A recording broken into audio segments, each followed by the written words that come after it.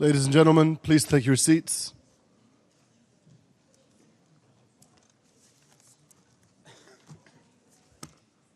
Thank you all for your patience. Good morning and welcome to today's event. A timely event, an amazing conference has been put on by some amazing hosts that I've had the privilege, the pleasure and honor of working with over several years in Tangiers on the northern tip of the Mediterranean, northern tip of North Africa, a great place that we've been going to for years, and here today in New York, so an amazing global footprint that Amadeus has been able to kind of expand over the last several years. So without further ado, I'd like to introduce the president and founder of the Amadeus Institute, Mr. Brahim Fassi Fihri. Mr. Brahim, please, round of applause. Thank you, dear brother Anas. Bismillahirrahmanirrahim. Excellencies, representative of diplomatic missions, dear brother Dr. Abderrahmane Chabib, distinguished ladies and gentlemen. It's my pleasure to welcome you today to this conference that deals with a timely topic, given the momentum that we currently have on Africa's stability and integration. I would also like to thank our guest speakers, whose input is of major importance, considering their different backgrounds and the current evolution of the African Union. This is the first time a Moroccan think tank in general, and of course the Amadeus Institute in particular, organizes such an event within the United Nations headquarters in New York. This place, unique by its history and the decisions that were made here, will definitely give to the debates a particular atmosphere full of serenity, positivism, and respect. It's a great opportunity for all of us to add a milestone to the African Union. Excellencies, ladies and gentlemen, let me give you a glimpse of the Amadeus Institute. The Amadeus Institute is a Moroccan think tank based in Rabat, created in 2008. The Amadeus Institute, as a do tank, advocates for the voice and the vision of the South on several themes related to global development, crisis management, and geopolitics, but also to promote South-South cooperation. It was the first think tank to take an interest to the African roots of Morocco 11 years ago. Indeed, the Institute regularly publishes analysis and studies on African topics and organizes panels, workshops, and conferences dedicated to Africa and Moroccan-African relations.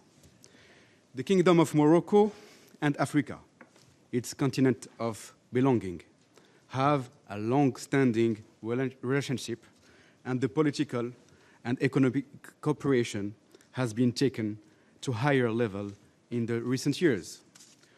More than 2 years after returning home at the African Union, as His Majesty King Mohammed VI said in his speech of Addis Ababa in 2017, Morocco still plays a major role in accompanying the development of Africa. During the recent visits of His Majesty to African countries, more than 600 agreements have been signed with his sub-Saharan counterparts in various fields, ranging from religious, cultural, sport cooperation to politics, trade, and investments.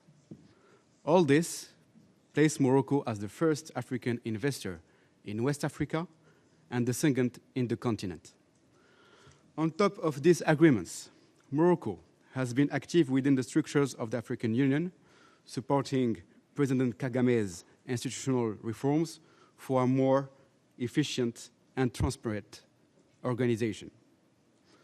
One of the most heated topics within our Africa is migration. Indeed, every day, we hear about our brothers and sisters choosing to risk their lives for a so-called better future. We need to find local solution for this. The Kingdom of Morocco, and since its return to the African Union, his institutional family was most active in this field. Most of its operational activities consisted of sharing Morocco's successful policies in terms of migration with the members of the African Union. Building on Morocco's leadership in the field of migration and building on its expertise in the field of integrating migrants to its national ecosystem, the Kingdom of Morocco was proposed upon its initiative to host the African Observatory for Migration and Development to coordinate national policies on migration. His Majesty King Mohammed VI was also named champion of the African Union for Migration. This African expertise was also recognized by the United Nations when it granted Morocco the hosting of the Intergovernmental Conference on Migration in Marrakesh last December that culminated in the adoption of Global Compact for Migration. Ladies and gentlemen, dear friends, the Kingdom of Morocco has been involved in the question of migration for a long time. Being at the crossroads of two continents, it's always had to find suitable solutions for all. The migrants who seek to enter Europe through the most dangerous ways, notably the crossing of Gibraltar Strait, and Europe's claim for more security. However, the Kingdom of Morocco has always been reluctant to look at the question of migration only from a security angle. This has translated into Morocco's new migration policy that it's clear expression of a sovereign and independent diplomatic stance, since the European agenda on migration tends to favor a restrictive monitoring approach. The Kingdom of Morocco is indeed resisting European attempts to manage migration using its neighboring African states as proxy, and yet must bear the effects of the closing of European borders, consequence of the thousands of migrants seeking asylum in Europe. Thus, Morocco has been refusing for 2 decades to conclude a readmission agreement with the European Union, mainly because it would imply to accept on its soil citizens from a third country expelled from Europe. Immigrants on their way to Europe usually stop in Morocco for long or shorter periods, and for humanitarian reason, Morocco decided to regularize the situation of those who had known and give them a status through 2 campaigns in 2014 and 2018 that allowed 45,000 people to be legal. Building a strong continental integration, this is what brings us here today. To be able to do so, we must build a sustainable peace and overcome the challenges of the existing war zone in our continent.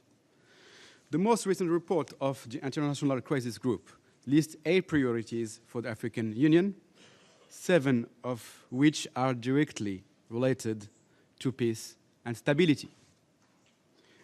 With the election of a new African Union chairman, the President El-Sisi of Egypt, the AU needs to continue the process of adapting its mechanisms to better respond to current threats.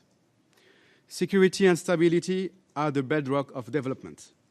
Without them, our countries cannot achieve social progress nor undertake meaningful development initiatives, said His Majesty King Mohammed VI in his speech at the Indian African Summit in New Delhi in 2015. This cannot be more true. The development initiatives have also to be sustainable, and Morocco has shown the path since it organized COP7 18 years ago. Since then, Morocco has proven to be a leader in terms of renewable energies through the construction of the biggest solar plant in the world, the Noor solar plant located in Ouarzazate in southern Morocco. The recent organization in Morocco of COP22 also led to continental initiatives, such as the Blue Fund for the Congo Basin and the Climate Commission for the Sahel, to which Morocco brought its full support recently by financing the feasibility study of the Climate Investment Plan for the Sahel region. Ladies and gentlemen, dear friends, 2017 has been a year of hope for continental integration with the readmission of the Kingdom of Morocco to the African Union. 2018 has been a year of hope and opportunities to boost trade between African countries. Indeed, Morocco's bid to economic community of West African states is in progress and following the normal process of any country's bid to a regional organization. Some might say that Morocco is in a hurry or is using the fast-track bid process. This is the complete opposite. Morocco is fully respectful of the bid process and understands the delay it may take to join what would be the 16th economic power in the world. This common area is a model for us, North Africans, who experienced a failing attempt with the Maghreb Arab Union. By joining ECOWAS, Morocco would like to share his humble experience and build a successful economic power in a strong Africa. Also, in 2018, the African Continental Free Trade Area has evolved as the agreement has been signed by more than 49 out of 54 African countries.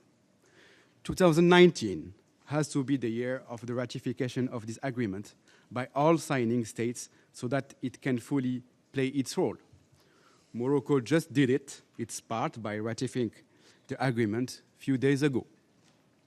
Let's hope that the trend will continue and that the ACFTA will be enforced in due time.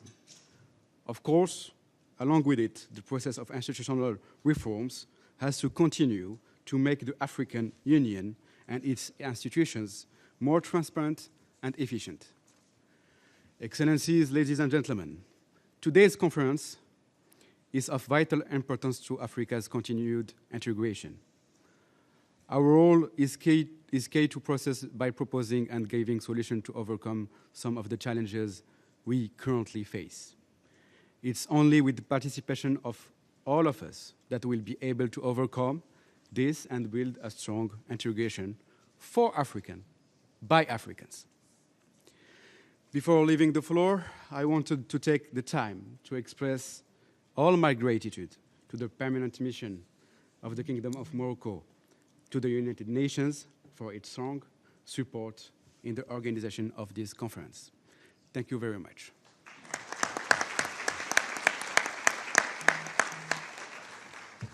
Brahim, thank you so much for your opening remarks. I'll move on to Dr. Abderrahmane Chabib, who is the chairman for the World Council for Youth and Diplomacy. Please, round of applause for Dr. Abderrahmane.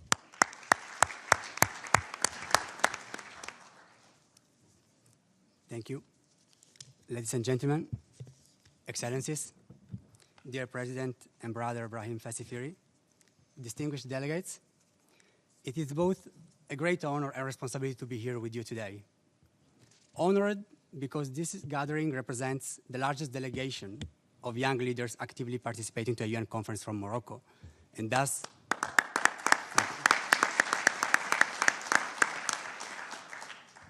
the largest delegation of Arab African youth. And that was possible thanks to the precious support of the Amadeus Institute and the Moroccan mission to the United Nations, which I'm profoundly grateful. And this for almost the same reasons that I feel a huge responsibility. Bringing here young leaders with the promise that these youngsters will be able to make the most of these high-level panels and that will contribute to bring a value added to these courses within their communities.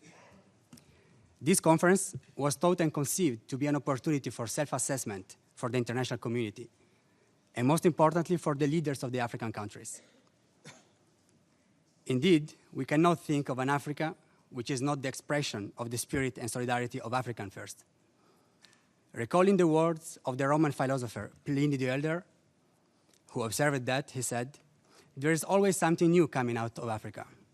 And I'm not referring to the tragic refugee situation, although let me praise those African leaders alongside with some European countries who have been brave enough to put principles above politics, among these the Kingdom of Morocco.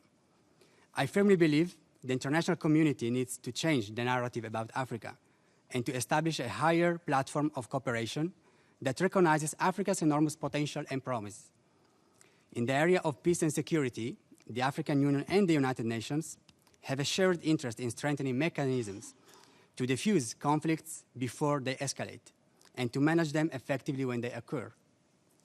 Enhancing African capacities is essentially both in the context of our collective response to international peace and security challenges, as well as for the self-reliance of the African continent.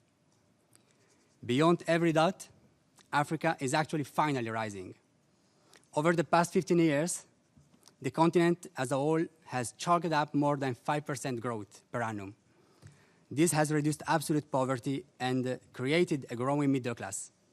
And the continent's growth can no longer be explained just by high global demand for its bountiful commodities either.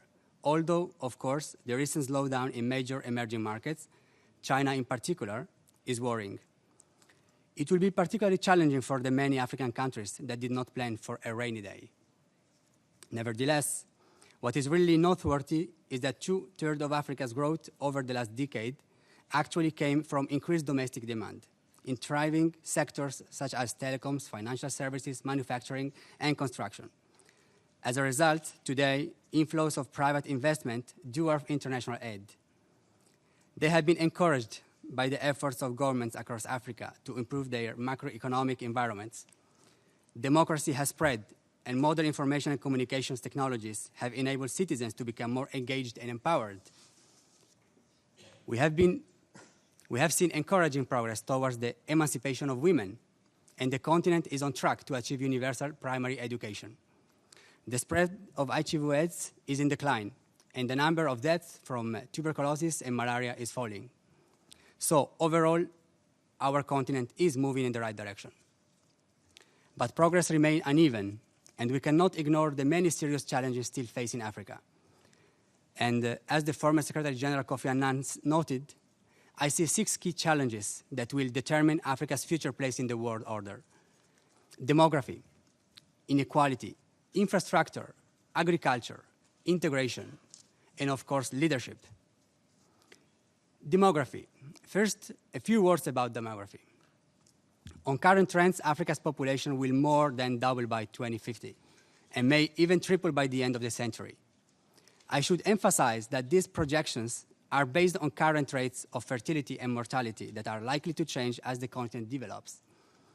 This demographic growth should ensure that Africa's economies continue to be among the most dynamic in the world for decades to come, creating countless opportunities for entrepreneurship.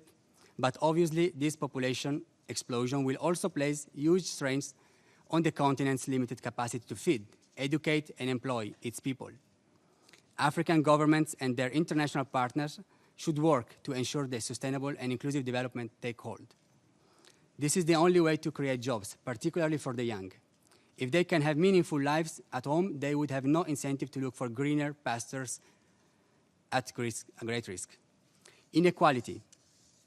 The second and closely related challenge for Africa is poverty, which is exacerbated by inequality.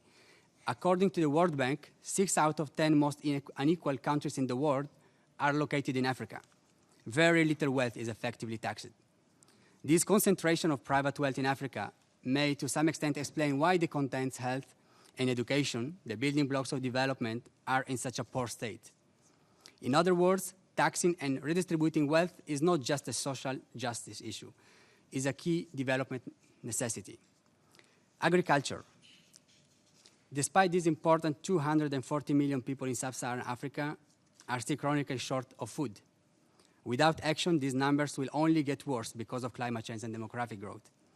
Yet Africa farmers, most of whom are smallholders, have huge potential for higher productivity. Grain yields are around 1/3 of the world's average. Through the Farmer Africa Initiative, it was promoted the partnership between farmers, government, and private sector. We encourage this kind of initiatives. Infrastructure, which is the fourth challenge. Africa's infrastructure deficit, which is a fundamental impediment to development, besides the woefully inadequate road and rail networks, energy production in particular, which is the focus of the Africa Progress Panel report for 2015, so we are late on that, is a huge obstacle to economic growth and social progress. Over 600 million Africans have no access to electricity at all, energy is mostly provided through wasteful generators, even in the continent's biggest oil exporters. Integration. Another key challenge for the continent's future is economic integration, and this is the main topic of this conference. The continent has too many small countries with even smaller economies, some landlocked, which makes it harder for them to thrive individually. And last but not least, leadership. While all the factors I've mentioned are critical, the single most important factor that will continue to determine Africa's trajectory is the quality of leadership and governance of their countries. Quoting Kofi Annan, I'm afraid Nelson Mandela's example of selfless and principled leadership has not been widely emulated by his peers. The continent has had too many leaders who have traded in identity politics. It is now, however, a new concept of Africa rising and getting the most of the public audience. Unfortunately, this is not always easy to pursue and to strengthen the capacity and the leadership of African countries due to some important ties and boundaries. But the work is in the right direction. Ladies and gentlemen, as you have heard, the challenges are enormous, but so too are the opportunities. I'm pleased to say that I sense a new spirit of optimism in Africa, and I have not felt before. Africa is making progress and gradually overcoming the heavy legacies of slavery, colonialism, and its own post-colonial mistakes.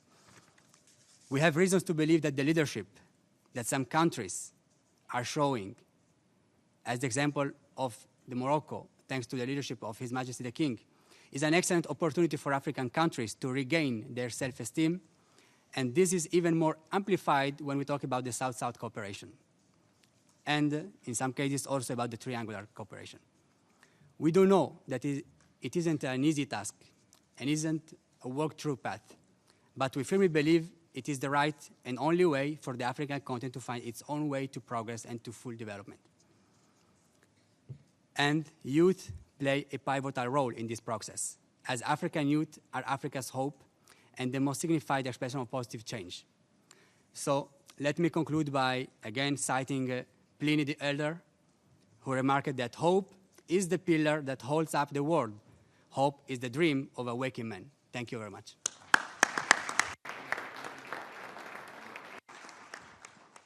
Thank you, Dr. Abderrahmane. Thank you very much. I'll move on to our third and final introduction from Mr. Mohamed Bagobiri. He is the advisor to the Permanent Observer Mission to the United Nations from the African Union. Mr. Mohamed, thank you. The floor is yours. Thank you very much.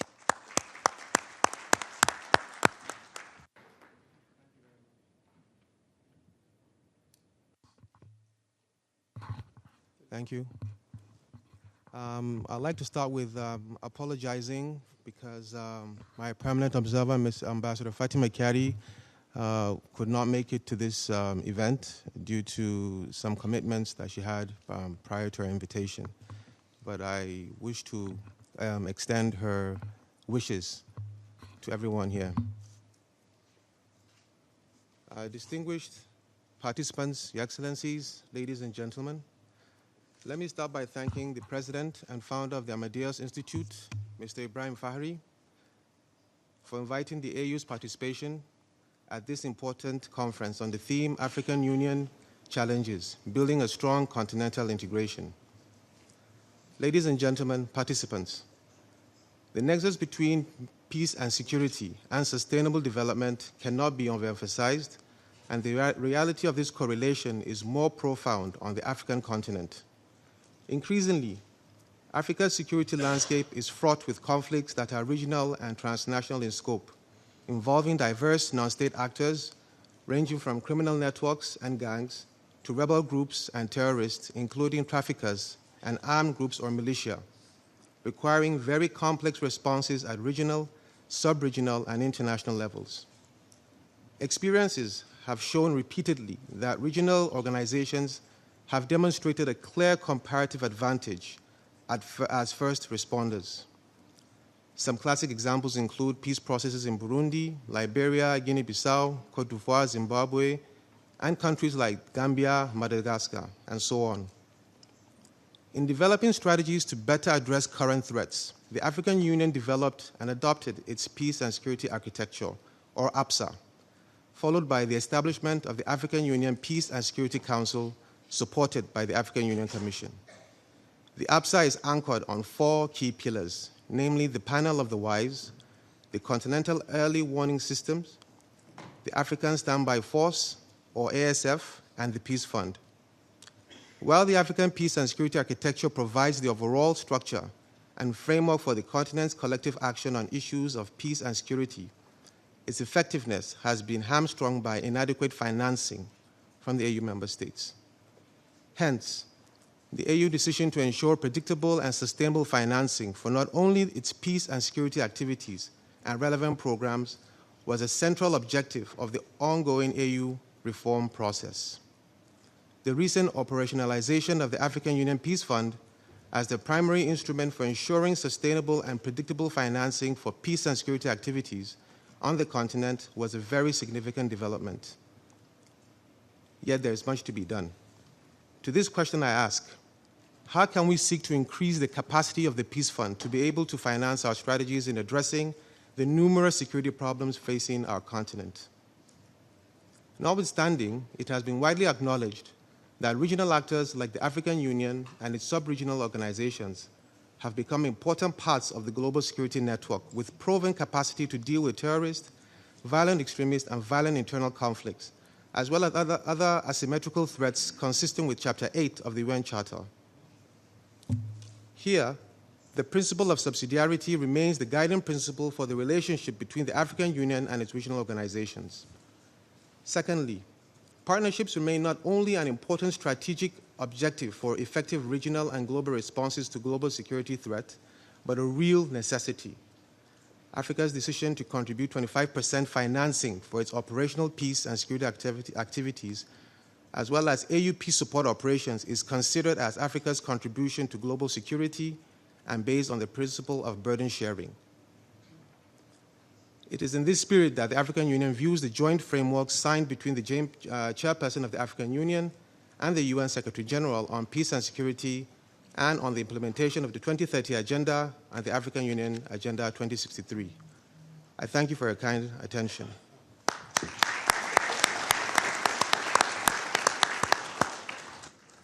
Ladies and gentlemen, thank you very much for your patience so far. We're going to move on to our first panel, but before I do, I'd like to again thank the Amadeus Institute, the World Council for Youth and Diplomacy, the Permanent Mission of the Kingdom of Morocco here in New York, and the African Union as well for their kind words, and yourselves for coming and for being here. Young minds of tomorrow and energetic minds of tomorrow. I'm really hoping that today's panel is going to be a very interesting one, the first opening panel of today. The conversation about peace and stability in Africa, what strategy to better address current threats. I'm going to open up and introduce our distinguished guests. And let me first introduce myself, which I've forgotten to do from the very beginning. My name is Anas El Gomati. I'm the founder and director of the SADC Institute. It's the first think tank in Libya. It's established in 2011, based in Tripoli. I'm its head. I've been its head for 8 years now. And I've also been involved in many conversations around the African Union and around the United Nations and their role in not only potential peacekeeping operations, things that we'll be discussing in the next panel, but also in how to ripen actors and bring them around sustainable peace, things that Abderrahmane was talking about, things that Mohammed has been talking about and Brahim has been talking about, how to have this kind of active, dynamic conversation, things that I hope our panel will speak about. I'll introduce the panel and move over. So, His Excellency Mr. Tai Atse Amde, he's the permanent representative of Ethiopia to the United Nations. Our next speaker is Excellency Tijani Mohammed Bande, who is the permanent representative of Nigeria to the United Nations. Mr. Christopher Lyons, he's a senior fellow at the Atlantic Council, and he was a former senior security advisor to the U.S. Special Envoy for Sudan and South Sudan. And finally, Ms. Bronwyn Bruton, she's the deputy director of the Africa Center at the Atlantic Council. Let me open up with a few introductory remarks. And let me explain the situation, because I think it's a perfect place to be here in New York at the United Nations, hosted as well with the African Union and with, kind of this beautiful dynamic of Your Excellencies here, diplomats, people that are working at high levels, strategic levels, to try to broker peace, and minds of tomorrow, and people that are in universities that are trying to understand really the academic literature behind peace. This is a beautiful nexus, a beautiful crossroads to bring together that conversation. And Libya is perhaps a great case study of how those challenges have fermented and have been looked at over the last couple of years. In 2014, the Libyan civil war, the United Nations took it upon themselves to open a dialogue between all these different groups that have been fighting in Libya for around 3.5 years, 4 years at the time.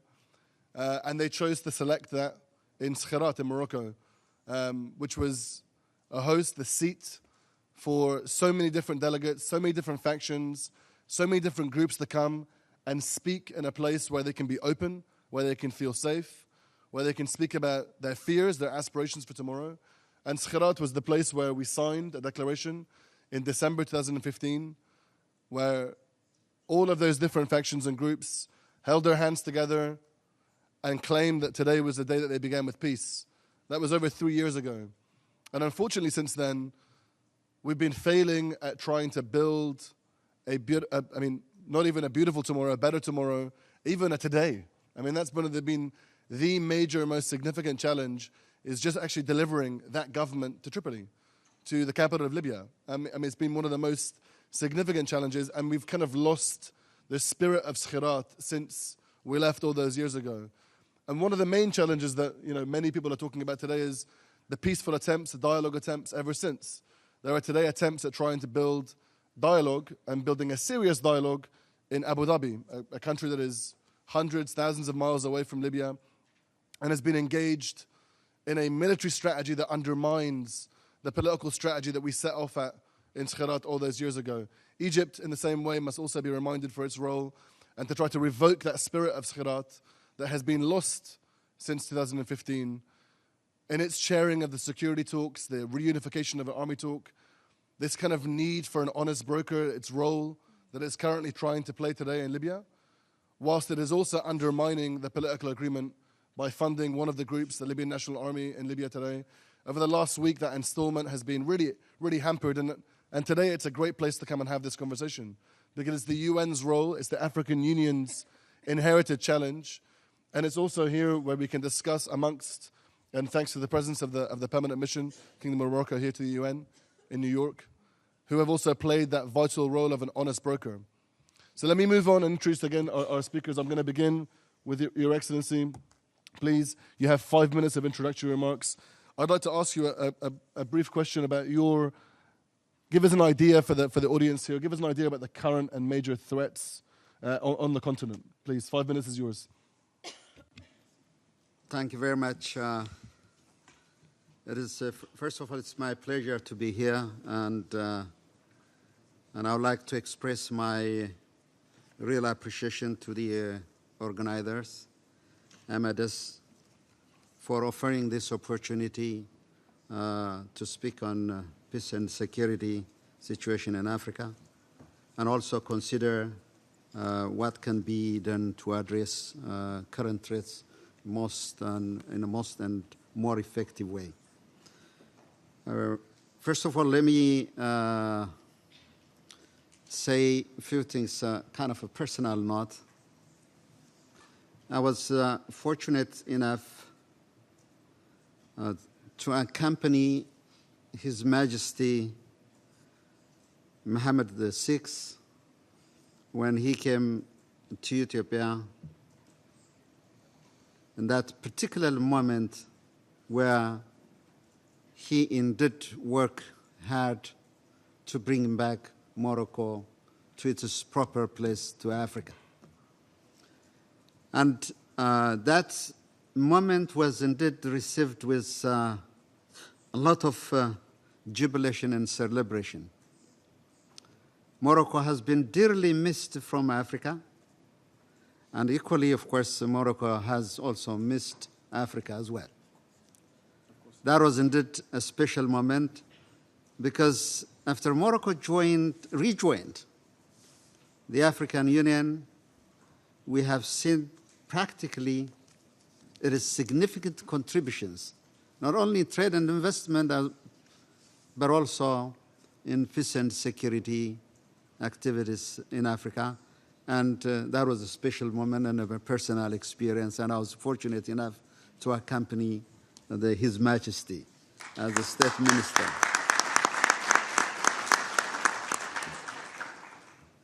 Well, I'm not going to go in details of the very considerable threats to peace and security that continue to face our continent, Africa. In fact, a number of African countries still remain trapped in a vicious cycle of violent conflict, and it's a deadly consequence. An example is that one is Libya, the other Somalia, Mali, one not. Our hearts indeed bleed when we hear about Libya and how we let it go into abyss, while we could have, as African Union, as an international community, withstand the vagaries of and the recklessness of power in that part of the world. But we still work day and night hard so that the Libyan people, a great nation, a great people, can claim back their dignity and the right to live peacefully amongst the nations of the world. Having said that, all in Africa is not all about doom and gloom. Amid all these challenges in Africa, there have also been positive developments which offer a sense of hope and optimism for peace and stability in our continent. The signing of the revitalized peace agreement between South Sudanese parties last year renewed expectations of bringing to an end to the senseless fighting among different parties in South Sudan. More significantly, the rapprochement between Ethiopia and Eritrea not only ended 18 years of no war, no peace, but it helps to bring together peace and stability in the region as well. And so also the signing of a global agreement, peace and national reconciliation between Central Africa and 14 armed opposition groups is also a sign of development. So having said that, there are indeed a number of sources of threats that still linger around Africa. The first one is terrorism, as explained earlier.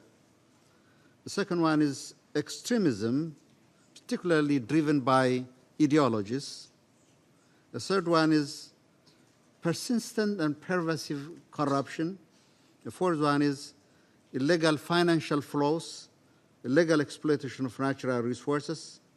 And the fifth, and as Abderrahmane mentioned earlier, citing the crisis group and Kofi Annan as well, is bad governance and leadership.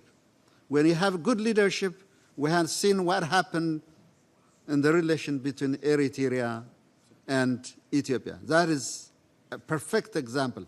And we can see the role of leaderships towards peace and stability. And finally, human trafficking, small arms trade are also indeed a major source of instability and conflict in Africa. Thank you very much. Your Excellency, thank you very much. We'll move over to Your Excellency, Mr. Tijani Mohammed Bande, Permanent Representative of Nigeria to the United Nations. Please, Mr. Bande, you have 5 minutes. Please give us your introductory thoughts and give us some context after what you've just heard in the first introductory round. Thank you. The floor is yours. Let me also join others in thanking the organizers for this opportunity to talk to a very important subject. Most of the issues that needed to be brought out in terms of the context of the conflict in Africa have been stated. Poverty, bad governance, terrorism, human trafficking, small and large weapons, all these have been well brought out. Now, let me just therefore focus on the element going forward. We know for sure that it is because of resources and how they are managed or mismanaged that conflict continues to be a problem on the continent. From the very beginning,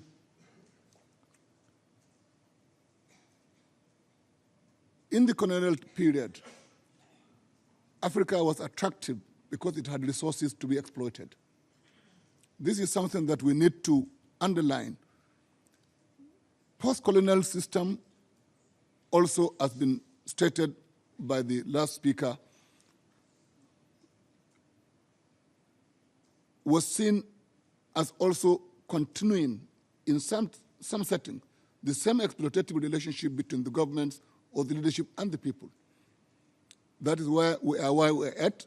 So the whole question of resources is not about simply outsiders, important as that is, but also what we have done with ourselves. The African Union representative has spoken to the issue of what currently the African Union is doing. First, it's very clear that it's only Africa that says non-intervention is no longer an issue. Where something really bad happens, Africa can intervene in African affairs. This is extremely important because when you hide behind legalisms to allow a situation that will eat us all, you are not helping anyone. And there are obviously issues as to mechanisms through which that will continue to be done in terms of ensuring that in really bad situations, the continent will not stand by to allow one country destroy itself and destroy us as well. That is important. But what then is the strategy beyond what has been stated already? Because I'm just trying to add elements that I think are missing. One is that integration itself is a mechanism of dealing with conflict, where you know you cannot leave Nigeria and go to Ghana with stolen wealth or have an established base to attack Libya or Niger Republic because you are no longer in Nigeria. So integration, therefore, itself is not only a goal. I'll talk to the issue of the goal. It's also a strategy. And this is vitally important. Now, it is a goal for the continent because the continent is one of the most really connected continents historically than most continents.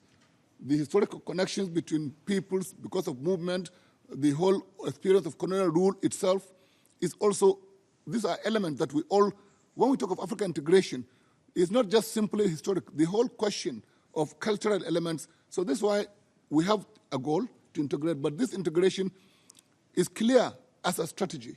Now, it has been stated earlier, what then do we do? First of all, the youth issue. We cannot deal with this without knowledge and giving job to youth. This is extremely important. Knowledge is key.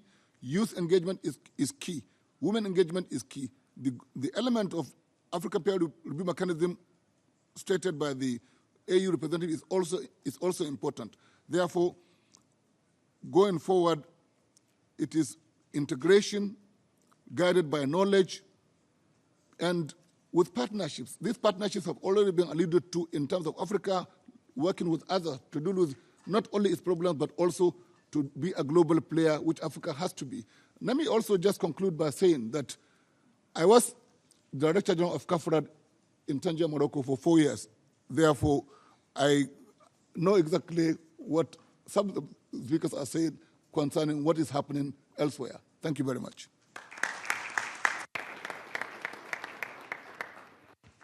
Thank you very much. I'm actually going to move on to Burma next. So we heard about really kind of a few more of the larger context here, but I'd love to get also a bit more about the U.S. context here. So the Trump administration has not been particularly supportive of multilateralism, it's not necessarily its main strategy. But what can we expect now for a role for the African Union in broader security in Africa? Please tell us.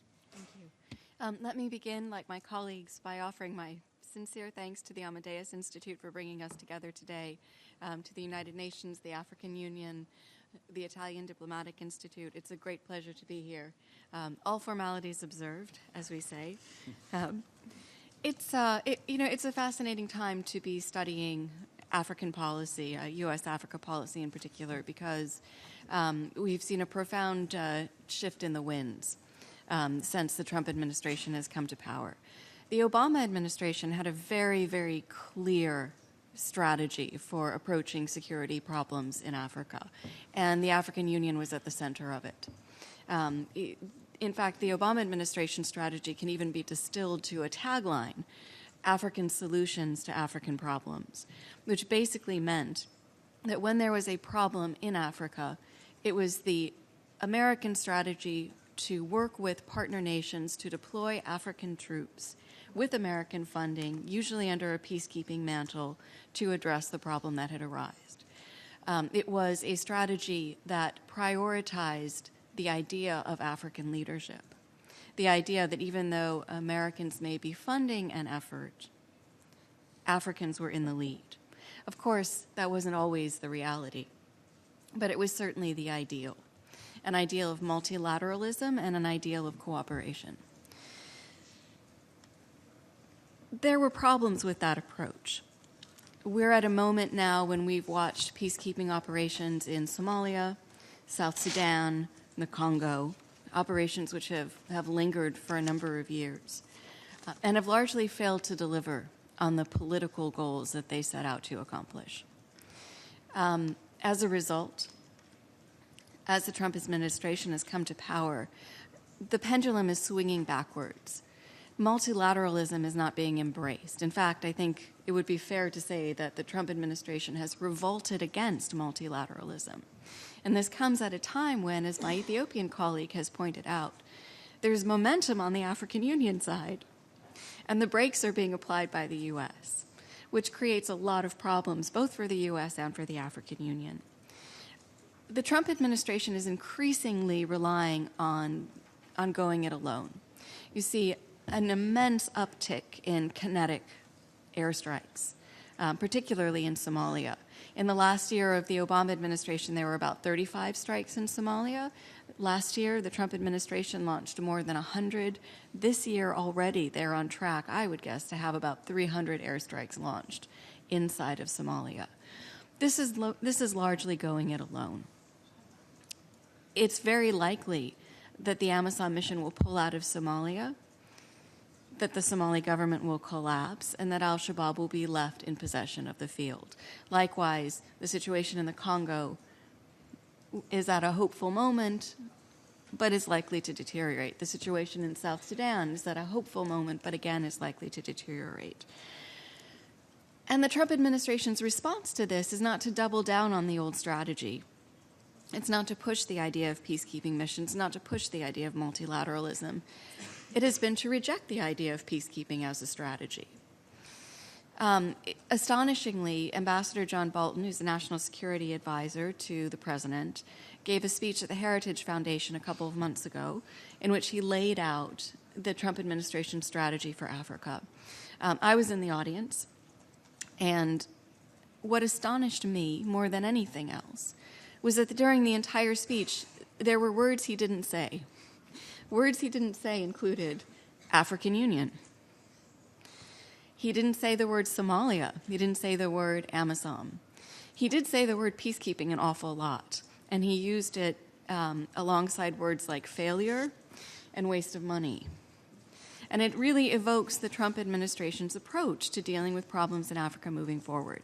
In particular, Ambassador Bolton was very complimentary of the G5 Sahel alliance.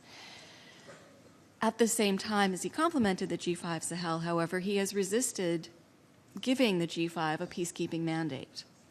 And he has resisted the idea of providing the African Union with a steady source of income through the United Nations. And so at a time when the African Union is talking rightly about sustainable, predictable funding And building on past accomplishments, the Trump administration is looking in the other direction and saying, we don't want funding to be predictable. We don't want funding to be sustainable. We don't want peacekeeping to be an entitlement. We don't want to pay for it, which I think sets up a situation where for the first time in my professional career, the African Union is moving in one direction towards integration, towards multilateralism, and the United States is more and more attracted to bilateral efforts, bilateral cooperations. And I think that in some respects that's going to make it very, very difficult to accomplish the many fundamental, vital, important goals that the African Union is rightfully trying to achieve.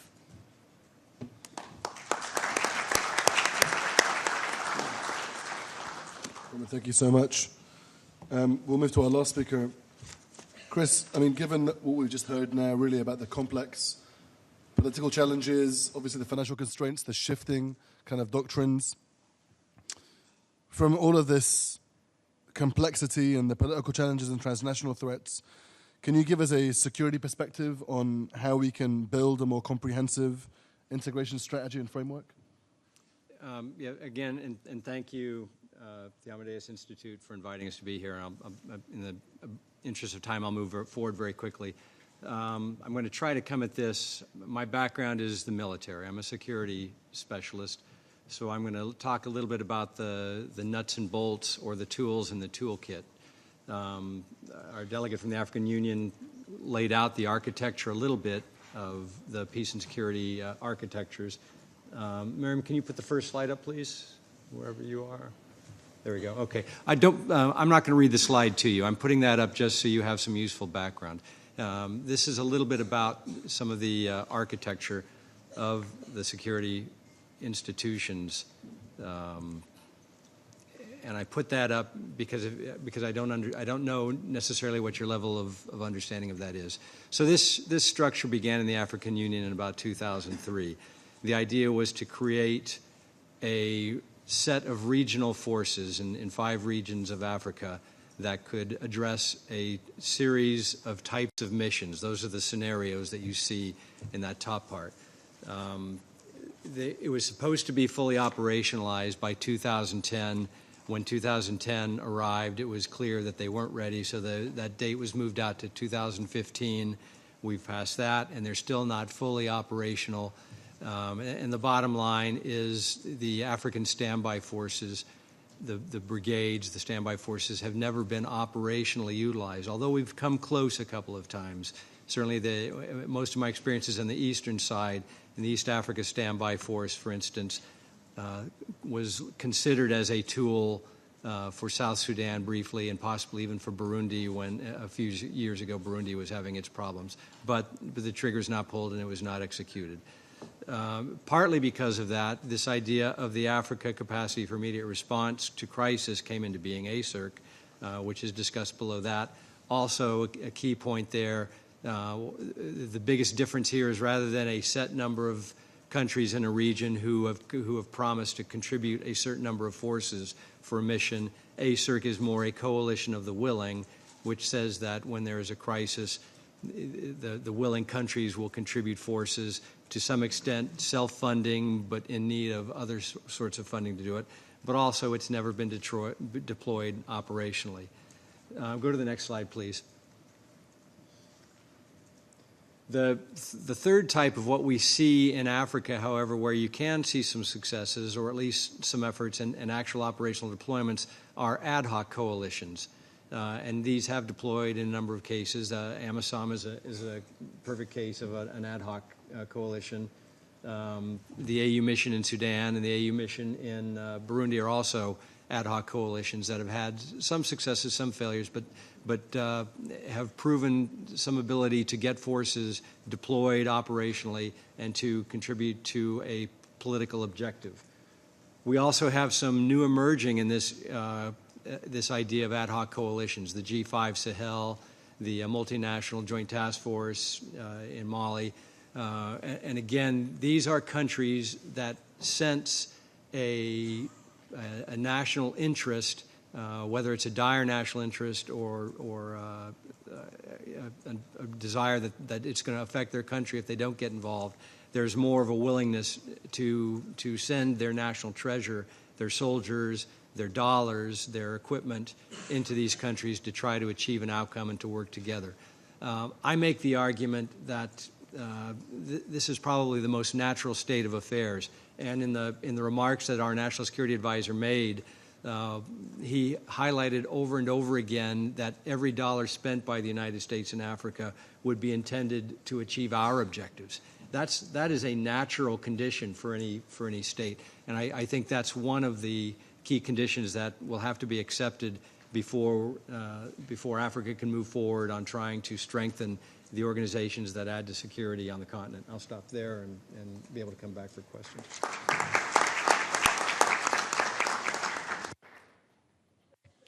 I think we're going to move to question and answer, and then we'll move down to a final few moments and a few minutes for each of the speakers to begin. So let's move it to the floor. If you have a question, can you raise your hand? Tell us your name, where you're from, or your affiliation, and please direct your question to either all of the panel or to an individual on the panel. But please, let's move over. If you have a question or anybody has any questions, please raise your hands. Don't be shy. Anybody can have their hand? No?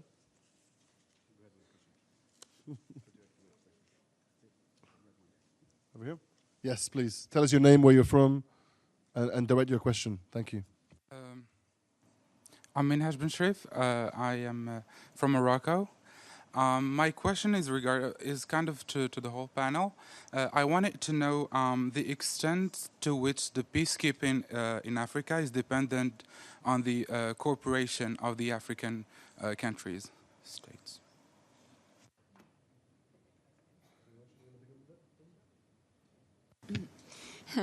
I'm going to try not to get on a soapbox when I answer this question. Obviously, one of the major challenges when you field a peacekeeping operation is finding troop-contributing countries who are willing to risk their people's lives to go into another country and attempt to solve a problem.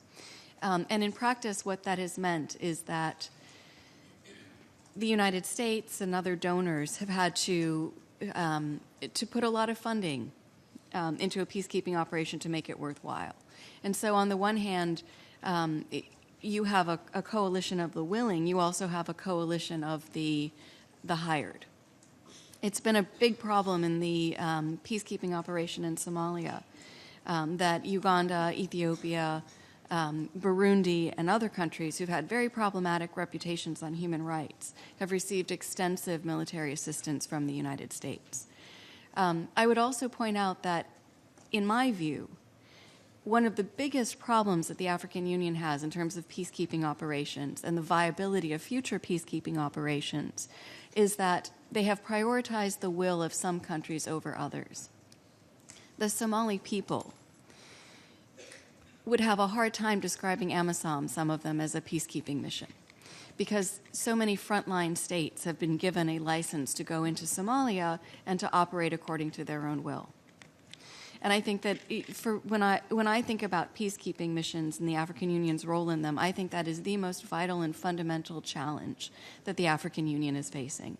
Because every peacekeeping operation fundamentally is not a military operation, it's a political one. And when it prioritizes the will of some nations over the will of others, particularly the host nation, it's very, very hard to come up with a political solution. And I think that is the number one challenge facing the AU as it grapples with how to move forward. On the mechanical side of answering that question too, every country, certainly in the African context, is looking at maybe 3 tiers of how their resources are used, their security resources. They have their internal commitments, whether it's protecting the borders, protecting against insurgencies in some countries that they're having to use their own forces to fight an insurgency. Then they get into the commitments to the African Standby Force, the regional brigades, where they have committed some level of forces and they have to train, so those forces have to occasionally be ready and committed to the training. And finally, and growing increasingly in importance, are their commitments to multinational or international organizations, which includes other AU sort of missions, like I mentioned previously, as well as UN peacekeeping operations. And the numbers of forces in those two, the AU and peacekeeping operations, has increased by tens of thousands since the early part of this century, so that upwards of 70,000 a year are committed to these types of missions. And if you have 70,000 deployed, usually that means you have an equal number at home that are either going through training to get ready to go or that have just returned from home. So it's a major commitment to these multinational ones. So that gets into the decision making. How much can you actually contribute to this sort of thing? Please. Thank you very much. To add into that, one of the challenges regarding the African Union with regard to peacekeeping is basically revolves around resources. And as earlier mentioned by Chris, and we have the Africa Peace and Security Structure in place. There is a political will from the leadership at the African Union level, including leaders, head of states and governments of the African countries. But one of the biggest limitations is that even at times where an urgent action is needed to curb conflicts or intervene early prior to things deteriorate, it is often difficult to mobilize forces and deploy as it is needed. The other challenge is, a case in point, if we take AMISOM, I believe AMISOM is stuck in there right now. There were times they could have been much more effective in rooting out the Al-Shabaab terrorists. But they didn't have force enablers where they can deploy in order to engage in a most effective and decisive way with the terrorist groups. And also, there are issues related to compliance. There's something related to human rights issues, because it requires always an adequate training before peacekeepers are deployed.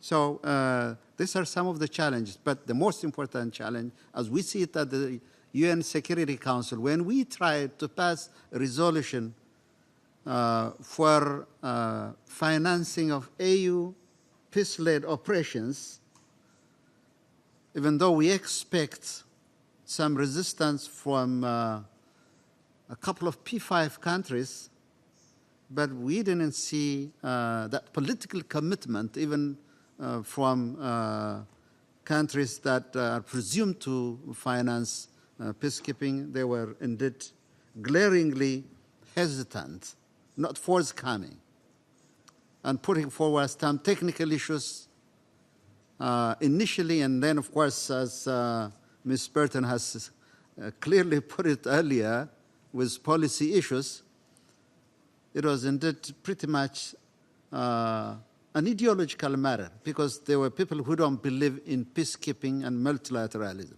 particularly that is gaining momentum in the United States, so to say. So it was very, very difficult, even though we had readiness to deploy peacekeeping and peace enforcement forces. We'll come back to the floor. Here's the question. Tell us your name, where you're from, and your question, please. My name is Abu Bakr Abi Surur. I'm from Morocco and an ex-World Bank official. I would like any of the panelists to expand a little bit on the role that Morocco has been playing and will continue to play in maintaining peace and stability in Africa in general and in the Sahel in particular. Thank you. Thank you very much. Ladies first. Okay. I have to admit I'm not an expert on the MENA region or on the Sahel, but I think it's been a great benefit to the African Union to have the re-engagement of Morocco in recent years. And in particular, I think Morocco is regarded by Europe as a linchpin in its strategy for the Sahel. It's always been the gateway between Africa and Europe. And so the role that it's playing now is vitally important. And Morocco is better positioned, I think, in my view, than any other country on the continent to really serve as a coherent voice for African ambitions, particularly on the issue of migration, but also on the issues of extremism and transnational violence. Come in actually, and let me actually speak to this, because as a director of a Libyan think tank and someone that is following the dialogue attempts in Libya, Morocco has been, and I mentioned this in my introductory remarks, not only was it a great place for the dialogue, but again, I think to mirror some of Roman's comments, you know, a country that has a demographic that is very, very similar in terms of its ethnography. We have Arab and Amazigh and other African tribes that are based in Libya. We're also a country that has a long tradition of Maliki Islam, in the same way that Morocco has a long history of Maliki Islam. So really, not only was it an opportunity for Libyans, but again, it was the UN that chose and selected Skhirat to be that place where they could host that dialogue and where there was an openness to host all of the different factions. So I think, you know, Morocco has been playing a role, not only kind of, you know, I think maybe we've been speaking about unilateralism at times only in a negative sense. I mean, Morocco did play a unilateral role in Libya in really bringing a lot of those groups that would not have met anywhere in Libya and brought them to Morocco. So I think, you know, Morocco, in terms of its role over the last couple of years, has been playing a really positive one. Anybody else want to pick up? Yeah, please. I think I would rather put it in this way. Morocco, alongside some African countries, have been extremely critical in pushing the peacekeeping elements on the continent together. Certainly, Egypt has played a very important role, so has Nigeria. South Africa has played an extremely important role, and together, and Algeria as well, together there has been really an effort to really continue to build on the architecture. And the contributions financially also of Morocco is extremely important. One of the five top, the very first layer. And the connection, of course, geographically and culturally is also as laid out. But then the issue is simply, on the continent, everybody is putting hands together. And that's really the way to go.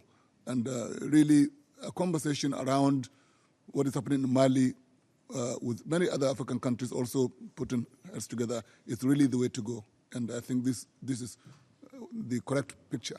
Thank you. Indeed, Morocco's contribution is so evident as the permanent secretary of, representative of Morocco has been very much engaged in peace-building commission, and he has been very much active, particularly in the Central Africa. He's been a lead, and that's indeed a contribution of Morocco. And having said that, Morocco can also play a greater lead, particularly as Ms. Burton mentioned earlier, on transboundary crimes because of its proximity to the Sahel region, and also in curbing human trafficking. That's very much involved, and also in fighting extremism is indeed one of the greater contribution of Morocco, and something that we are expecting more involvement from Morocco. And these are indeed some of the areas where Morocco can play a greater role. Thank you. I'm going to just ask a quick, brief question, but we'll go back to the floor in a moment and ask any questions. If you have a raised hand, I'll come back. But let me just ask Chris very briefly, just give us your thoughts really on I mean, we've heard an interesting perspective here, you know, about the way that states are supposed to be dealing with these things. But one of the questions that is also being missed here is, how do transnational groups really threaten the idea of the nation state now? And how can we better deal with this kind of challenge? Please give us your thoughts. Yeah, and I'm looking for Miriam so I can maybe put my slides back up if or if somebody can do the slides for me. But while I wait for that, go back to my earlier comments and the idea that any of these threats, national security threats, you know, each nation has to do its own calculus And then within the African Union, are the mechanisms appropriate there, or is it going to be some sort of coalition of willing nations that try to address a threat? So again, I mentioned two, the G5 Sahel and the MNJTF, that have been somewhat focused on the Sahel region and the challenges there, or terrorism or fundamentalist organizations. One of the challenges, though, that comes up is matching your political objective to the military or the security tools that you have available. And in a lot of the cases, the tools that you have are not up to the task, either through training or through equipping or frankly through the financing again, or the size of the force. You know, the huge regional areas that we're talking about, for instance, in the Sahel region. I'm hoping to show you a couple maps that'll kind of get to my point on this. But okay, yeah, go to the first map slide, please. So 2010, and I'll let you can read the slide, and it's sort of self-explanatory. But 2010, you see a few violent events. Go to 2012. The next slide. Next slide up. There we go. You see more events. And then the next slide, 2014, 2016, 2018. And you can see more and more groups emerging, more and more violent events. Civilian populations are being attacked more and more regularly. The complexity of the challenges for the African nations that are involved in this are becoming harder and harder to get to.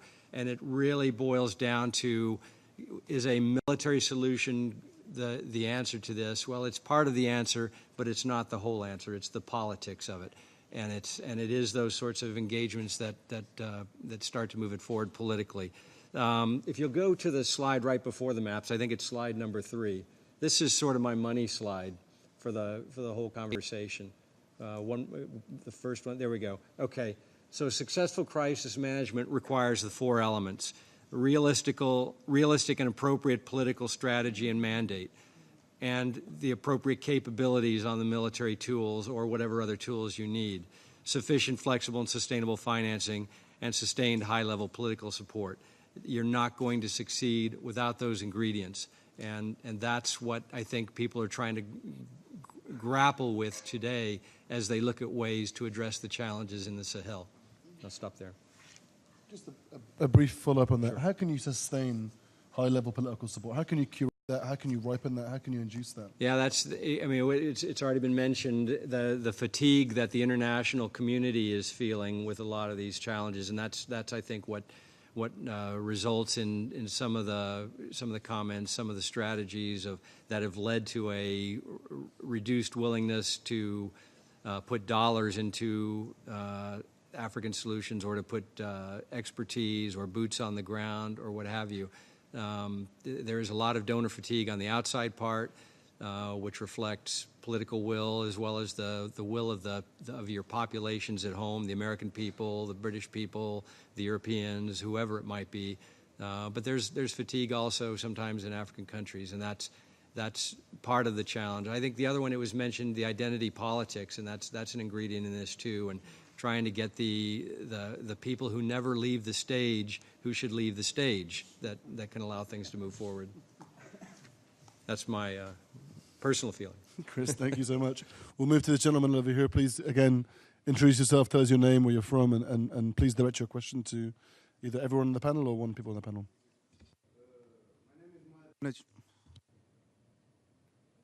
Okay. You. My name is that's okay. My name is Moed Al-Khounechi. I'm from Morocco. First, I would like to thank people who give us the opportunity to attend this international meeting.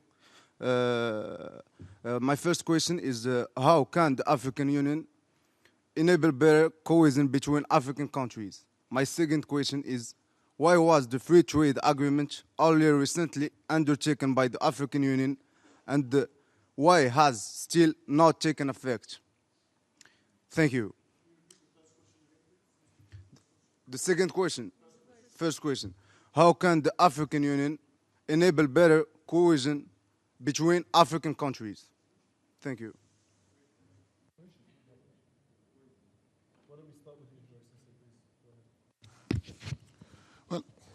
I think the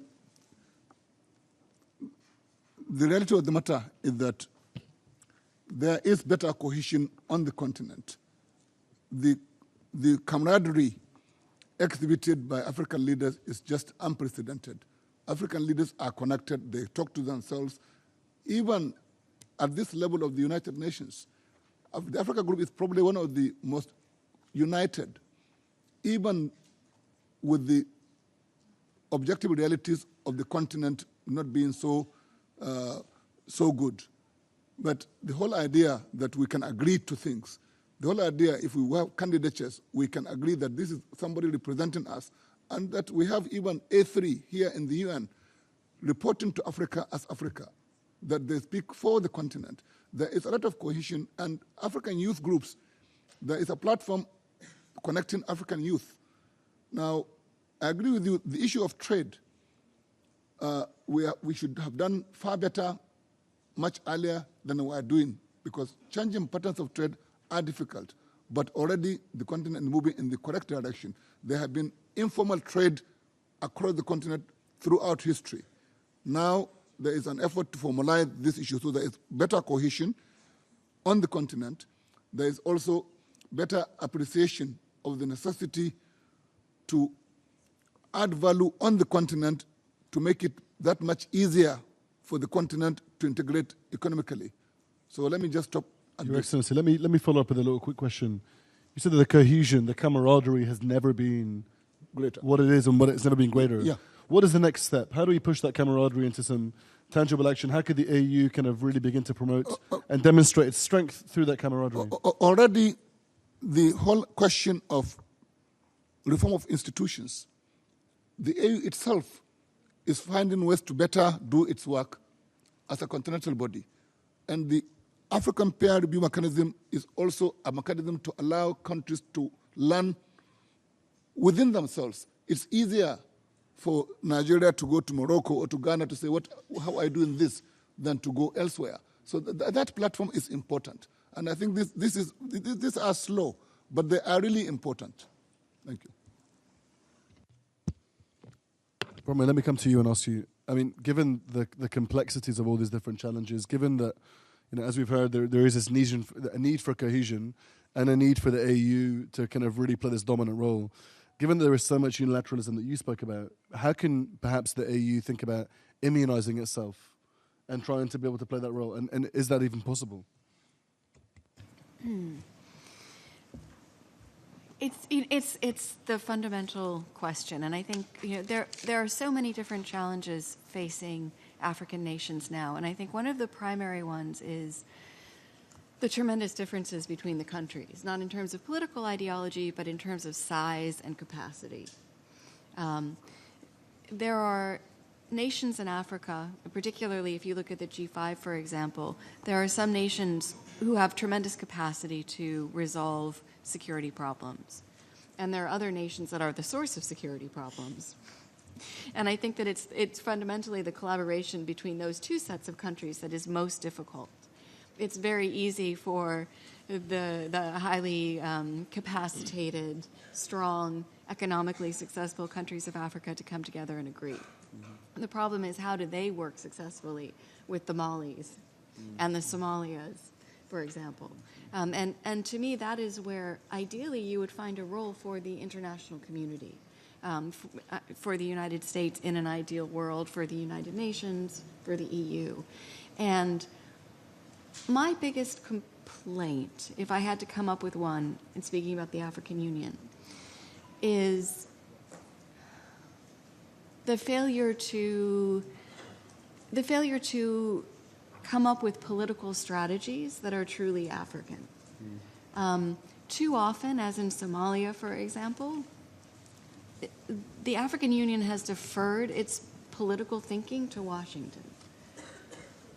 If you look at the goal of AMISOM, it's fundamentally been to create a space for the Somali government to emerge and to become empowered. But I really believe that if you look at Kenya, and the permanent representative from Ethiopia can correct me on this if I'm wrong, but it's been my strong impression over the years that Ethiopia, too, is a little bit reluctant to see a strong government in Somalia. I think that the Eastern African region is quite afraid of a resurgent, strong central Somali state. And so I'm wondering why that was the strategy to begin with. If there were a more robust dialogue between Kenya and Ethiopia and Washington, and if it were a dialogue conducted among equals, I actually think we'd have a very different strategy in Somalia that would be far more practical and achievable and wouldn't have resulted in our now, after a decade of, and many billions of dollars spent funding a peacekeeping mission to build a government, we might actually have something that works for the region, for the Somalis, and indeed even for al-Shabaab. It's a complicated, enormous set of questions, but I think the biggest problem across the board, whether you're talking about the dialogue between the African Union and the donor states or between the various African nations, is this issue of equality and everyone having an equal voice at the table that's respected. And I don't know how you do that, because inequality is obviously a problem we haven't grappled with successfully here in the U.S. either. I'm going to jump to you as well. So would you like to have a quick remark? Yeah, go ahead, please. A small remark with what Ms. Burton said. One of the elements that work in strongly bringing together African countries are the RECs, Regional Economic Cooperation and Regional Mechanisms. The ECOWAS, the IGAD, and South African, and to some extent, of course, the North African economic mechanisms. So they are not only just simply economic mechanisms, they are also being very much effective in providing security concerns in their respective regions. And having said that, there were, with regard to Somalia, there were really concerns from regional countries because of spillover effect of terrorism. We have seen that we have confronted one of the most deadliest terrorist group in the world, Al-Shabaab. It wouldn't hesitate to do anything in order to promote its ideologies. So our security consideration was fashioned in such a manner that we have to curb, not only curb Al-Shabaab operation, but also we have to make sure that it doesn't spill over to our territories. And as a result of that, our engagement was pretty much in the past with regional governments. And not that much, of course, there are working relationships, but not as much as the one we had with regional government when it comes to our relation with the federal government. Now, that has been completely reoriented. Now, we work with the federal government, and of course, indeed, we have even gone to the extent of putting a trilateral mechanism between Ethiopia, Somalia, and Eritrea in order to bring peace and stability in that region. We understand that the federal government of Somalia have some security challenges, and we are trying our level best to fill into those gaps as part of AMISOM and as well as at the bilateral level. So there is no, as we speak, there is no that view or orientation that Ethiopia would benefit out of the weakness of Somalia. It is otherwise completely changed. Thank you. Chris, do you mind if I ask you a quick question? So it's really, I mean, in terms of what we've heard now, I think there was the statement from Brahim about often this feeling there is too much of a deference for Washington to do the thinking, and there's not enough African really solutions within the African Union. Is that a feeling that you share in your experience on the working on the continent, or how would you summarize that?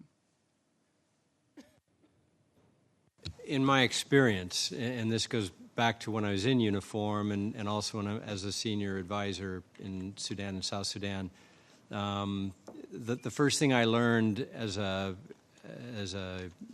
senior leader in the Army was when I spent a year deployed to our base in Djibouti, and I traveled all over East Africa and met with East African militaries, and I learned very quickly that the United States when it's asked to come and do something and it's willing to do so, we usually come in with what I would call a gold-plated solution, which is very expensive, very robust. Maybe it's designed to get the mission done, but a lot of times because of our, the right word would be ignorance of the realities on the ground, we don't always come with the right solution. And what I also learned was a lot of African nations and a lot of African regional organizations have great schools, have great training bases, and come up with solutions that work and solve the problems. So I saw that part as well on the ground. I do think there is, especially maybe in the more emerging governments that need help with developing their capacity, there is a tendency to rely on foreign advisors to do some of the work for them, which means it's going to be wrong or it's never going to be adopted because there's no buy-in to it. So I've always been an advocate for that idea of the African solutions to the African problems, and one, because it's usually less expensive than what we might do if we came up with a solution, and two, because it's probably ultimately going to have a better understanding of the realities on the ground and what's required to solve them. So yes and no. I'm going to move back, unless you would like to make a brief... Yes, please, go ahead. I think I would like to share what the last speaker stated as something in between, but then to add this element. With governments that are legitimate, there's less and less likelihood of recourse to advise outside the continent or outside its borders. But where governments are unsure as to how they are taken at home, they are more likely to be looking elsewhere. So, but we live in a world in which everyone learns from everyone else. And that's the way I come at it from, that we are learning from others as others have learned from us on several other things. Thank you very much. Your Excellency, Mr. Amadeus, I would just like to ask you, I mean, given that we can speak about this now, it's a recent development over the last 6 months. I had the privilege and honor of actually arriving into Addis Ababa on the day, not only of the World Cup, which was the World Cup final that day, but also the day that Eritrea and Ethiopia had announced the thawing back in their relations. So can you give us an idea really of is this an example now really for the continent of how peace can be done, or was it a moment that we just captured? Or how give us an inside look into how this was done, please. Thank you very much. Indeed, it was a very historical moment. It is all about the decision of leaders. When leaders look into or take positions that has a far-reaching consequences, and when leaders decided that they can improve the lives of the society, they would venture to take a brave and courageous move that would indeed lead into peace and stability and some tranquility, not only within themselves, but also with other countries. What happened between Eritrea and Ethiopia is exactly the same. There was a state of no war, no peace situation for quite some time.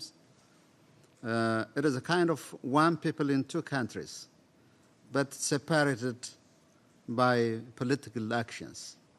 So it was not difficult when we build that bridge of harmony and peace amongst ourselves. We can see the jubilation, the elation, and it was indeed very much, it looks initially very much enigmatic and a surreality, but it was possible to do it by the bold and brave decisions of leaders. So that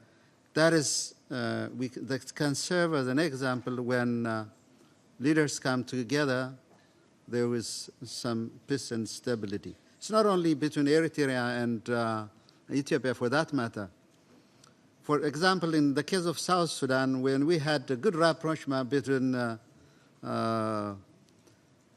Sudan and Uganda, we were able to revitalize the already dead agreement that has been signed quite a number of years ago. So we are seeing that leaders have a significant role. And then, of course, the rapprochement between Ethiopia and Eritrea, it has indeed lifted one of the burdens of peace and security concerns of the United Nations itself. I want to ask another brief question, because you have a strategic vision from where you are, and it is in Ethiopia, but also here in the UN. Tell us more about the challenges. We know the challenges that Libya is facing, but how would you tackle the peace-building process in Libya, a country that you spoke about earlier on? Would there be anything that you think could have been done differently, should be done differently? Well, we can do differently right now. How do you look at it?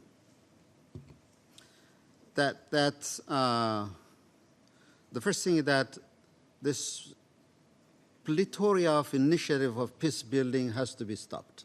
So too much multilateral. Too much initiatives, honestly speaking. There has to be a targeted and a peace initiative that is led by Libyans could indeed bring peace and stability in Libya. When I say that, it doesn't mean that you should get political support from the African Union. Of course, we are indeed by decree and act, it's our responsibility, but also the initiative of other countries, including neighboring countries, even though there are some contending interests between people from the east side, and I don't want to mention names, and as well as in the western part. But this is a time where the Libyan people, it is so evident and clear, have decided and did that they have to uphold their own issue. So a Libyan-led mission, a peace mission, supported by the international community, and particularly by the African Union, would indeed work out to bring peace and stability. But I understand there are so many faction groups in Libya, which indeed peacemakers have to deal with. It's a very tough one. Thank you for your thoughts. I'm going to go back to the audience because we only have 5 minutes left. If you have a question, you're eager to ask it, raise your hand. Let's come to this young lady over here, please. Yeah. Make it brief. Tell us your name and make a brief question. I'll collect some questions and then I'll bring it back to the floor for a final minute each. Please tell us your question. Tell us your name, where you're from.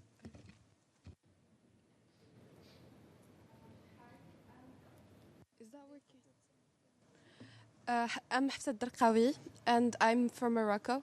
I actually don't have a question, but I have a remark or a proposal that could help to bring about some changes and eliminate the emanation of those extremist and terrorist groups, and also to develop the economic growth and coordination between African countries. So I think that perhaps there is a communication between African governments or the headmasters of the member states of the African Union, but there is, and we can see, a lack of active discussion and communication between the African civil societies. So you said that youth is the hope that will bring about change to Africa, but we cannot achieve this goal if we don't gather youth from different and each African country.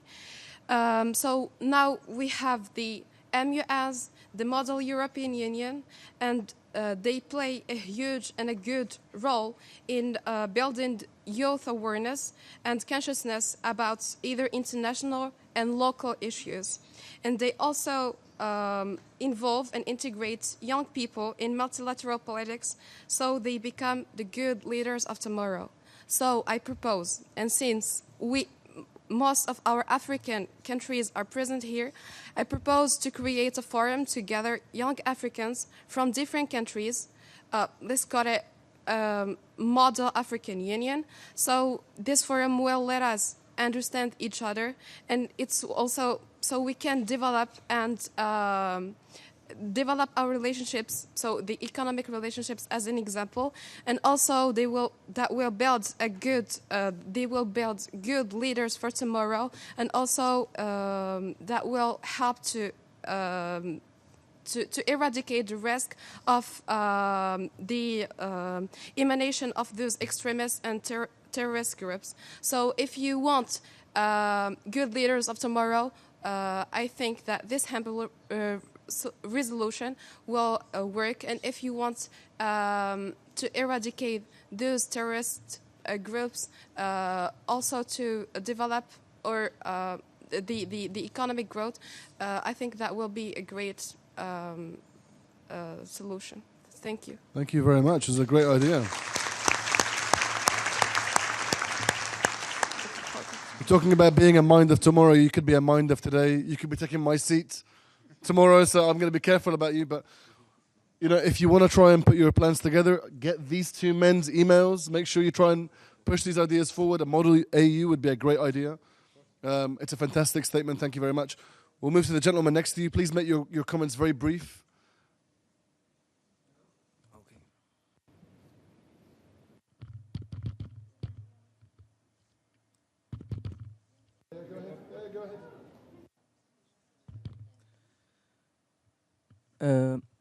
My name is Ahmed Al-Haritani from Morocco.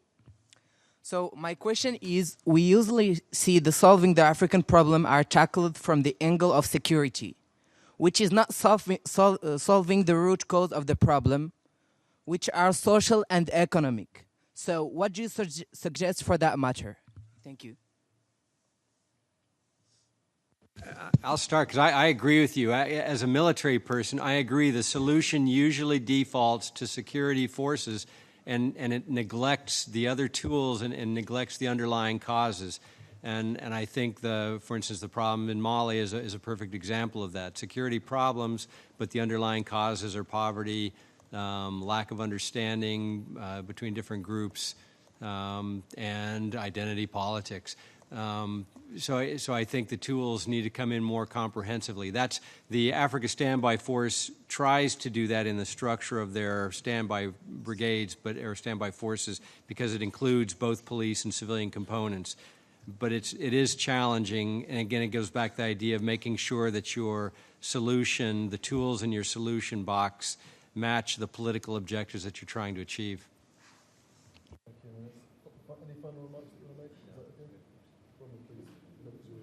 Thanks. I've been around for a long time, and I've had the privilege of working with civil society groups and also interfacing with the military. And what I find is that when you're talking to civil society groups, the first thing they say is, we need the military to come in and establish security, and then we can work on the political and the economic and the social issues. And when you talk to the military, they say, oh, we need the civil society groups to come in and work on the political and the social and the economic issues, and then we can create security. So it's a really difficult question. And the reality is you need both. And so I'm particularly glad that the conference today is dealing both with the security dynamics and with the very, very important free trade and migration and climate issues that the African Union is going to tackle. And I have to say that I feel that the African Union has a lot of challenges ahead of it on the security front. I am nothing but optimistic about the African Union's role in free trade and migration and climate. And I'm very, very much looking forward to the next panel. And I just want to use this moment to thank the Amadeus Institute again for letting me be here. I've enjoyed the conversation. Thank you. Thank you. So final minute, final remarks, please. Yes. Thank you very much once again. And when I saw the what Chris mapped earlier, you see that the vast majority of conflicts in Africa today involve non-state actors. Yeah. They are all over the place in just a couple of years. So what is important initially is that understanding the root cause of conflict helps us in searching a better strategy for the African Union and also for the REX and other regional mechanisms, and including the United Nations. Of course, the key to stopping conflict is good governance and economic development. but oftentimes it is easy said than done. So what is important, given the numerous and vast conflicts we have right now, the first thing that we have to do is we have to deploy a conflict prevention mechanisms that could even include indigenous capacities in helping prevent conflicts. But oftentimes, we have to take note that even some low-level disputes in Africa can spiral into a violence that could engulf the entire region. So preventing at a nascent stage or ahead of time. In fact, the African Union have put in place an early working mechanism. So that is indeed one of the first steps that has to be taken. And finally, for Africa to better manage conflicts, I believe we should have a better strategy, a well-resourced response through predictable, sustainable, and flexible financing mechanism. That is where we are, appealing. Of course, we have the support of the UN Secretary General, and including the Secretariat. That's where we are pushing right now. We should have, in order to solve the conflicts that we see in Africa, there has to be adequate resources. Otherwise, it would be just simply the relapse of the same conflict cycle. Thank you very much.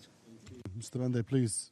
Your Excellency. Yeah, I think just to conclude, clearly to the issue concerning youth, one element is of course African youth studying in African countries. They know better the country, they make friends, they build the future together at a very critical stage. The danger is where the very best young men and women in Africa study outside the continent, and it becomes a permanent pattern. This is an issue. There has to be a mix. Next, of course, is the fundamental question. In all this, it comes back to my training as a political scientist. Politics is the master science. Everything is really to be understood as springing from politics. We better change our politics if we want to really change our development. And these ones are connected. And so politics is important, and the political solutions are critical. Thank you very much. Thank you. It's outstanding. I'm gonna be able to wrap up on that, but I mean, I'd love to come to our brother, our supporter, our friend from the mission to the Kingdom of Morocco to give us some final thoughts as well. Please, the floor is yours. Thank you very much. Je peux également parler français puisqu'on a... Merci. Thank you. I'm going to speak in French. And I would like to thank the Amadeus Institute for the organization of this extremely important meeting. The Amadeus Institute have gotten us used to this type of event that contribute to the reinforcement of peace and stability in our dear continent of Africa. And of course, I would like to thank all the panelists. And the composition of your panel reflect the giant steps that Africa has taken in terms of development and democracy, and in terms of peaceful resolution of conflicts. You have with us the distinguished ambassador of Ethiopia, whose country has taken this historic decision recently. So you have with us the distinguished ambassador of Ethiopia, whose country has taken the historic decision of normalizing its relationship with Eritrea to put an end to the conflict that lasted several years. You have the ambassador of Nigeria as well. His country has seen free and democratic elections that led to the election and the re-election of His Excellency President Muhammad Buhari. This is you have composition of a panel that shows us Africa is advancing in a giant step towards peace, stability, and regional integration. I would like to thank all the panelists and all the speakers who have said warm words about Morocco, my country. I would like to add a few words. I would like to say that the role and the cooperation, the role that Morocco has played and it plays in Africa is fundamental in conformity with the instruction of His Majesty the King. The sustainable development, peace and security in Africa constitute a fundamental element of our country's foreign policy. This cooperation has several forms and several dimensions. We talk about peacekeeping. Morocco participates in peacekeeping efforts since 1960 in the Central African Republic. We have troops of the Royal Army in the Central African Republic, in the Congo, the Côte d'Ivoire, and other countries. Morocco and Ethiopia are one of the highest providers of troops in the United Nations. There's also there's a peacekeeping, but there's also strengthening of peace. Morocco leads the peace consolidation efforts in the Central African Republic. So we have to mobilize all the efforts. The United Nations and the international community must support us. There's also some success signature a few weeks ago between the government and 14 armed groups in Khartoum in Sudan. So we talked about Morocco in the role of Morocco in the Sahel region. I was there in that meeting in 2012, 2013. Morocco was behind the creation and the establishment of the UN strategy in the Sahel, presented its resolution to the Council of Security Council on the subject. This His Majesty the King, on the margin of the COP22, held a summit of African leaders to lead to the Conference of Environment. The last one took place in Niger. His Majesty the King expressed the commitment of Morocco to finance the studies, the environmental studies on this in this region. I'd like to come back to the past few years in terms of security and peace. Morocco has organized the ministerial conference of Sunset that dealt with the cooperation between the countries of the Sahel and the countries of the Maghreb region. There's also the economic aspect. Morocco is very important. There's no development without peace, and there's no peace without development, economic development. In the last few years, Morocco is linked with Africa, has 1,192 agreements with the African countries. These agreements have been strengthened in the past few years thanks to the will of His Majesty the King. This is touching all aspects, the economy, the industry, the infrastructure. So Morocco contributes within the framework of South-South cooperation and effective cooperation with all of the African countries in our in our continent. I would like to thank you. I took more time than was allocated to me. I would like to thank you for the organization of this conference, and I would like to wish you good luck in the future. Thank you. Look, I have no words to add after that, but thank you so much again for your kind words. Thank you so much for your kind support for getting this together. Thank you to the Amadeus Institute. Thank you to the World Council of Youth and Diplomacy. Thank you to all the panelists as well. Please give them a round of applause because they've been great. Thank you to yourselves. We'll take a 5-minute break, but please stay in the hall whilst we're just going to move the panels around. But in 5 minutes, we'll start panel 2. Thank you so much for your attention. Please be patient. Thanks again.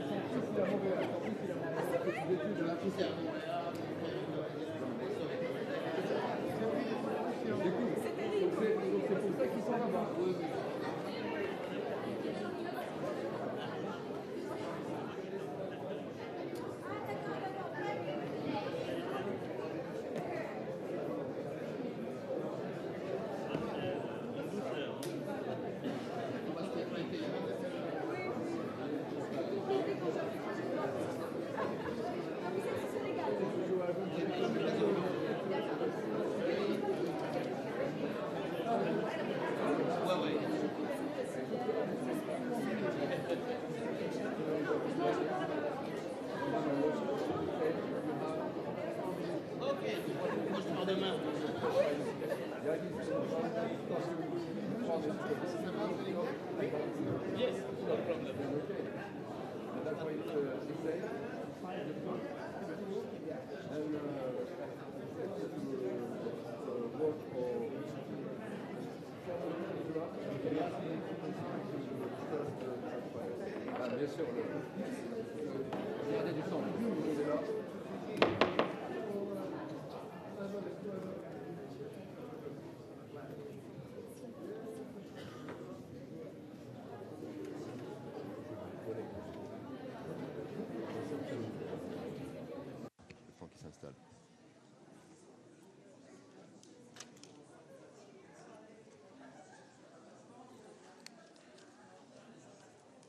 Please sit down.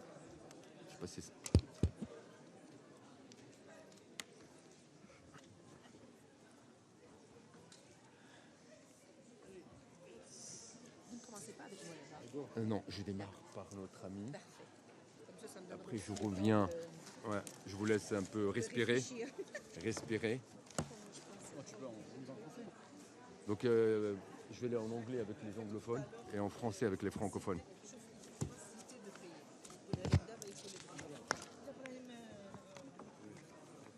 Les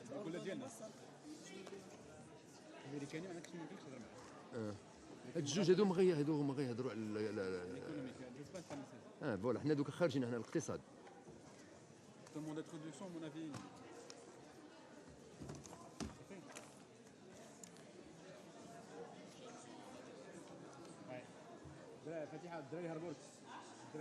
مشاو لي تواليت.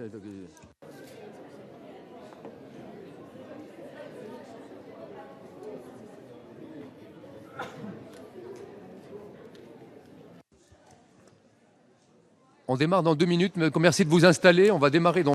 We're going to start in 2 minutes. Please sit down. The second panel is going to start in a couple of minutes. Just a couple of fine tunings before that, and then we'll start. Merci de vous. Thank you for taking your place, and for those who are still outside, we give them a couple of extra minutes, and then we'll start. Qu'est-ce qui se passe? Attends, ça marche pas. Non, c'est pour les messieurs américains. Oula.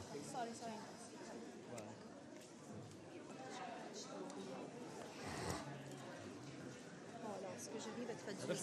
Beau gosse. Beau gosse. Souris, tu fais. Allô? Ouais. Souris, tu fais.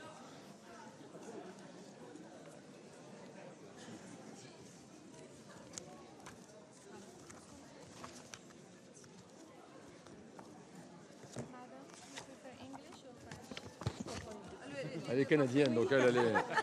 Pas de souci. C'est efficace. Elle a le joker. Oui. Moi, je vais abuser pas avec l'arabe, par contre. J'ai pas compris. Ça, c'est pas bien. Je ne comprends pas. C'est beau, mais je comprends pas. Ah, vous comprenez? C'est compliqué. Oui, c'est compliqué là. Même pour nous. On est entre bonnes mains. On est entre très bonnes mains. Même pour nous, c'est compliqué. Redonne juste ton nom de famille. Carpentier. Carpentier, c'est ça, ouais. Je te donne une carte. Oui, j'ai vu. Non, mais j'ai vu le. Donc c'est très français votre nom. Oui. Là, on peut pas vous rater là. Non, Carpentier. Non, Carpentier, c'est. Je ne pose pas la question 2 fois.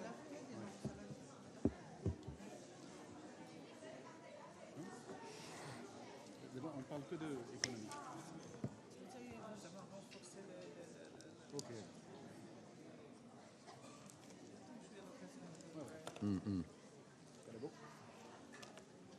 On y va? Ça fait? Tant qu'il s'installe. Ok, allez.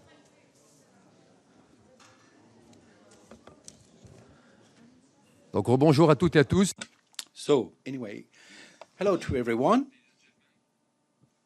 To the African Free Continental Trade, a necessary step for African emergence. I have the pleasure to moderate this table with my colleagues and friends. I will introduce this panel. In my left, I have the pleasure to have Chantal Carpentier.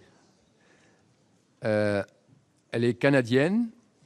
She's from Canada, and she's a representative of the Knesset here in New York. And among her activities, and that's what is interesting for the third halftime, but since she's a great sportive, she's judoka. She plays judo, so I should be careful. On my left, also after her, I have to introduce Mrs. Eunice Chapman. She's at Covington Burling. He has a former experience in State Department and in the World Bank and think tanks. He has a very large experience in energy, technology, consumer and health companies, and among others, on projects in more than 30 African countries. Then he will share with us his experience, and he also was on the Africa Advisory Committees in the Office of the United States Trade Representative, and also in the U.S. Export-Import Bank. Then he will give us the point of view, U.S. point of view. In the extreme left, the pleasure we have with us Mr. Joseph Adelagan. He is a founder and executive chairman at Global Network for Environmental and Economic Development Research, 27 years of experience and very large experience in energy, telecommunication, infrastructure, transport, and water.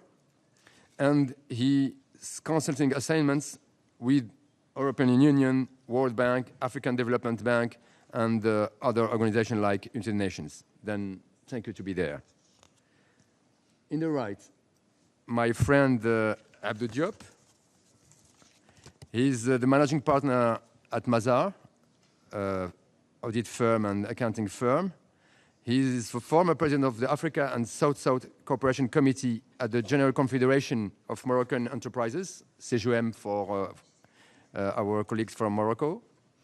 He's, as I say, the best Senegalese in Morocco and the best Morocco in Senegal. 25 years living in Morocco. And Chantal is second dan second dan. He is my the sumo of this panel. And the last, but not the least, is our friend Mohamed Hamidouche, the CEO of Inter-Africa Capital Group. He has a very large experience in Labad, donc the African Development Bank, and his last, he worked as the vice president of the African Diplomatic Academy now, and he has been the regional representative of the African Development Bank for the West Africa region. He's member of IMRI, donc Institut Marocain, donc basé à Casa, et he's also the VP of l'ASMEX, Association des Marocains Exportateurs. Donc thank you to be there in this panel. Comme nous avons la chance since we have the opportunity to have a simultaneous translation in both languages, I'm going to talk with the various members of the panel in English when they are English speaking, and then I will switch to French. The goal being to reach our target, since I am lucky on the basis of what we had earlier, 360 panel, and to have all kinds of viewpoints, including the North America, but also from our organizations such as you said, which is a multilateral organization, and also experts from the think tank and people from the private sector. So a lot of different angles. For my first question, I'm going to give it to Mr. Adelagan, our friend Adelagan. I'm going to ask it to him. We have this African Free Continental Trade Agreement. In your point of view, what is the current status with the implementation of this trade? What can you say to our auditor here? Thank you very much. Go ahead. Hello, thank you very much. First of all, I want to express my appreciation to the Amadeus Institute for inviting me to be part of this distinguished panel. And to talk about the African Continental Free Trade Agreement, I'll spend maybe the first 2 minutes to talk about what is the whole agreement about, and then after that, I will spend the next 3 minutes to talk about what is the current status of implementation of the agreement. First of all, with a combined GDP of about $2.5 trillion coming from the whole African continent and of about a population of 1.2 billion, with the GDP going to close to 3.7 in 2030. And we discovered that the whole trade across the 55 countries in the African continent, 80% of it, actually is outside of Africa with other continents. And this is primarily in terms of raw materials and semi-finished products, and also in terms of diversified products. So there's extensive benefits for the African continent to have intra-trade agreements. The head of state recognizing these benefits, these advantages, since 2012, and have several meetings, and on 21 of March 2018, enter into an agreement, which is called the African Continental Free Trade Agreement, whereby it has two phases. The first phase of the agreement, number one, has to do with the actual making up of the Continental Trade Agreement, and another one is the protocol on the trade on goods, another one protocol on trade on services, and the third component is the settlement of disputes. This agreement was signed by about 44 countries as at 21st of March 2018, and as a date, about 52 countries out of the 55 countries have signed the agreement. And the other phase of the agreement, which is a phase 2, which is expected to be ongoing, I think as of July last year, some countries are already talking about it, which has to do with protocol on intellectual property rights, protocol on investment, and competition policy. And as at today, the current status of the implementation of the African Continental Free Trade Agreement is that 52 countries have signed the agreement, and then we have 9 countries ratify, and subsequently another 9 countries have actually ratified the agreement. And that means about 18 countries have actually ratified the protocol. For the protocol to be effective, there has to be 22 countries had to ratify the agreement, and it becomes effective 30 days after 22 countries have actually ratified the agreement. As of today, 18 countries have ratified the agreement. And the way to move forward is that in this agreement, there has to be a way forward on the implementation of the contents of the agreement. And sideline to the African Continental Trade Agreement is the other phase of it, which has to also be implemented in line with the phase 1 of the African Continental Trade Agreement, which is the protocol on the free movement of persons and the rights of residence and rights of establishment, which also runs in parallel with the African Continental Trade Agreement. The ultimate is to get a continent where we have common monetary union and a political confederation in Africa, where we have economic convergence, where we ultimately have a single monetary union, and then we have a whole continent that has a political confederation. That's going to be the ultimate of it, and we'll talk about it in the course of the discussion. Thank you very much. Thank you for these figures. As you said, you have now 18 countries have ratified, and you need 22 to be. Then you have to follow. You mentioned also that it's a big challenge, and we have a lot of investments. I'm going to my colleague, Sihmi Douche. Vous avez une large... You have a lot of experience today, and we saw that through the African Development Bank and the work you've done at that bank. When you looked at the issues in terms of the deficits in the area of infrastructures, which is assessed at $100 billion, and we believe that today trade optimizations, would require $110 billion a year. Today, among these Pan-African institutions that are operating, better than others. So how do you see, how Africans can take charge of their future in this new world of free market economies? And do you believe that the private-public partnership could help or could support the role of organizations such as the African Development Bank to overcome, to meet that challenge? Microphone, please. Indeed, the African Development Bank,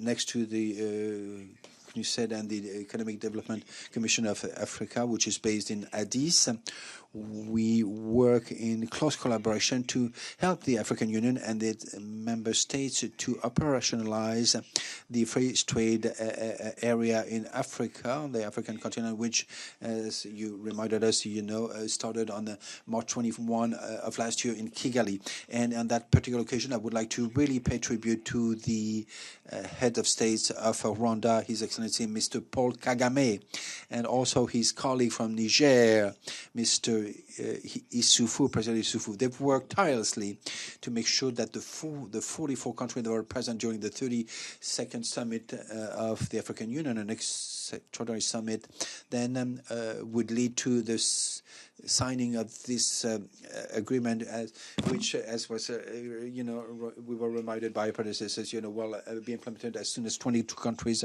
ratify it. As of today, we have 20 countries that have ratified the agreement, not 18 as was mentioned, and our country, Morocco, has ratified this agreement on February 23rd of this year. In other words, just about a week ago.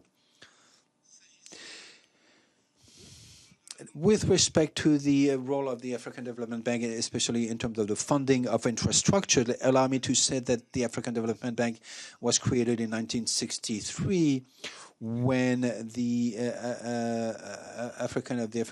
the Organization of African Union, which is the former name of the African Union, was created, and the very first investment project that was funded by the African Development Bank was in Kenya to link Uganda, Kenya, and within the that community that existed at the time that is deceased and has been reborn since then. And the African Development Bank is now dedicating 60% of this research, which reach more than $104 billion to finance infrastructures. And under the word infrastructures, we have several.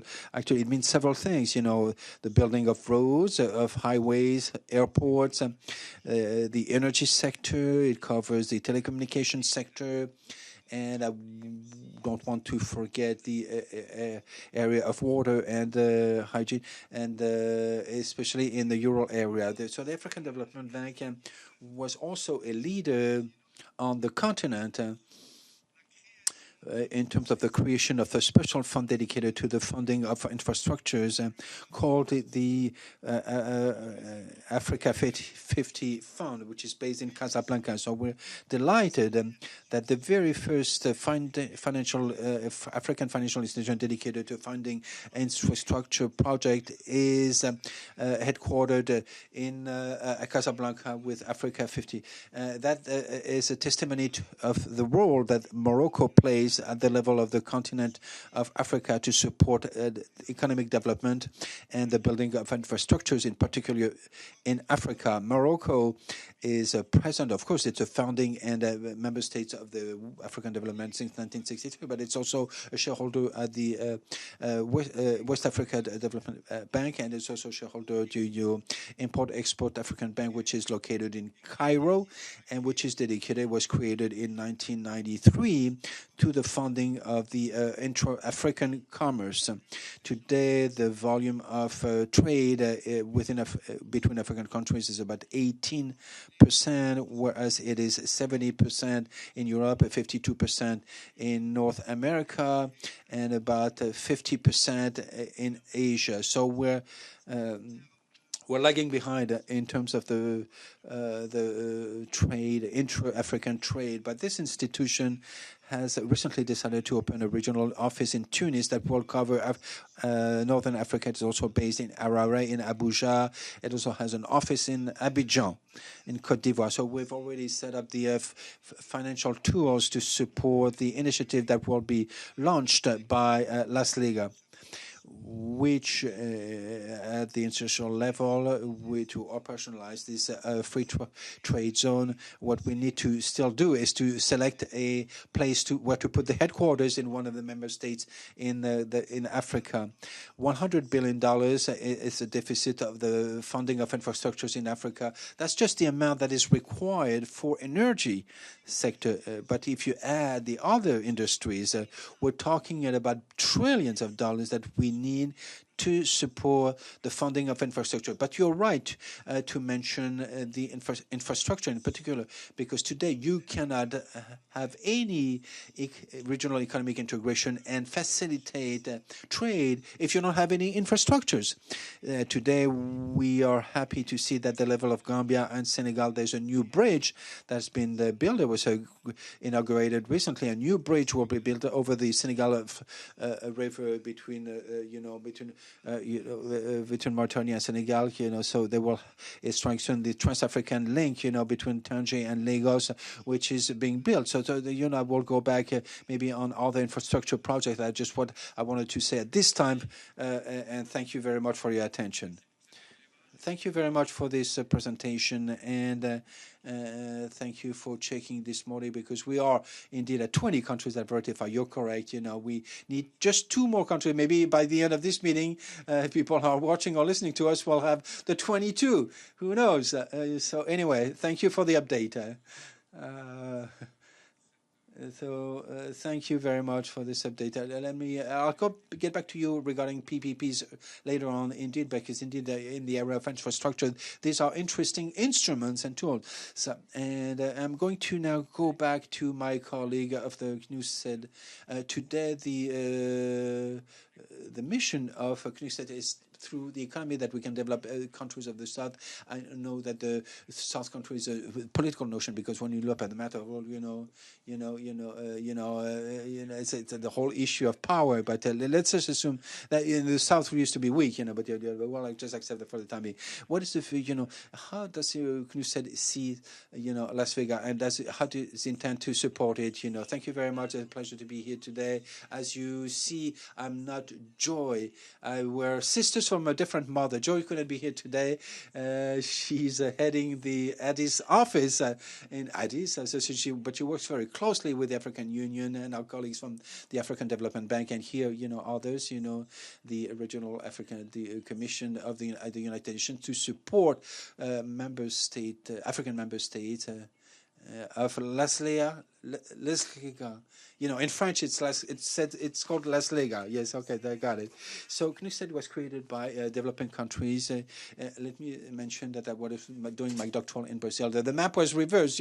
Brazil was at the center. The Brazil they put in the map in Brazil. They put the Brazil at the center of the world. But anyway, so so that's it was created by the developing country when they created the G77 country group, because many countries were exiting colonization and they wanted to have a financial system and also for trade that was more more fair, and to which they could be part of, that would be. So when they had once they had the G77, they said what would be the policy? It would be more equitable and fair, And the several months, there was a conference on commerce and development, and the CNUSED was created out of that. So that therefore there's a very close link between the CNUSED and the G77 countries. Anyway, what are we doing concretely to support Las Vegas? We bring our technical support to the countries, but also to regional institutions. Among other things, we support, we talked about phase 2 on the protocol on services and on competition. In regard to that, we support at the request of the countries, but also of the institutions. We produce background papers, ideas, policies, and protocols that we put forward. But what is important also regarding our approach is that we don't promote a free trade for the sake of free trade. We promote free trade that promotes development and creation of jobs in Africa, which is what we really need. We know very well that promoting free trade as being promoted throughout the world has not delivered. As some have argued in the 1970s. I would hear that when I was studying for my doctorate. We have a real opportunity that Africa will benefit from the expertise that we've gained. Out of and the lesson that have been drawn from the other agreements. They've delivered. They've increased GDPs, but not for everybody. Some small elites have benefited. Some small sectors have benefited tremendously, but the redistribution of wealth is lacking considerably, and therefore it did not promote the creation and create jobs, and therefore there was a pushback against globalization and commerce. Why was it important to have a free trade that is pro-development and pro-jobs in Africa? It is because we don't really see a growth of the demand on the global level, and we know that most countries develop through trade. So if there's no demand for trade, where is the demand going to come from? My colleague, Mr. Delay-Legan, has mentioned Africa is a huge continent with a lot of capacity, a lot of people, to produce, because it has a lot of people, and it's underused, because there are many tariff restrictions, custom taxes, between countries. So if we remove in a thoughtful way these tariffs, between countries, we could promote better growth that would be inclusive and protective of the environment. At the same time, in Africa, that would be aligned on the 2063 agenda, but also the agenda 2030 of the United Nations. So we know very well that the trade throughout the world between African countries is mostly between the Economic Commission, the RECs, the Regional Economic Committees. So the idea is communities.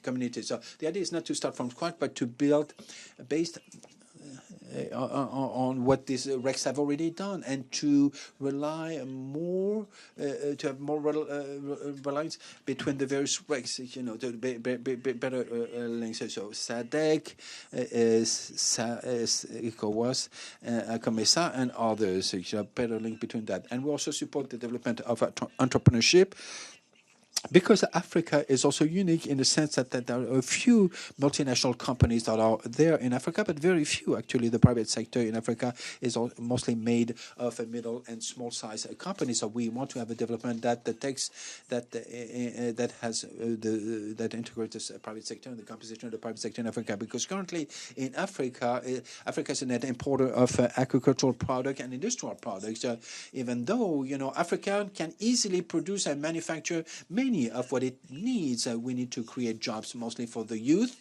The demographic growth in Africa is much higher than anywhere else on earth. We have many young people that are, have a diploma from universities and need jobs. So we need to have a free trade, that take that into consideration, and that front loads the reduction of tariffs, so that we create jobs in areas or industries where the youth could be employed. We also work, if you look at the World Investment Report of the CNUSED, and we are revising all the industrial policies that have been produced in the last 5 years throughout the world. And it's not just, from the South, because there was a taboo before. You couldn't talk about industrial policy before, but since the financial crisis of 2008, 106 countries have revised their industrial policy to accommodate the digitization of our economy. So how can we incorporate that at the same time that we do this Lesca agreement, that is to be seen. And we need to work with customs. And we have a program that called Sikuda,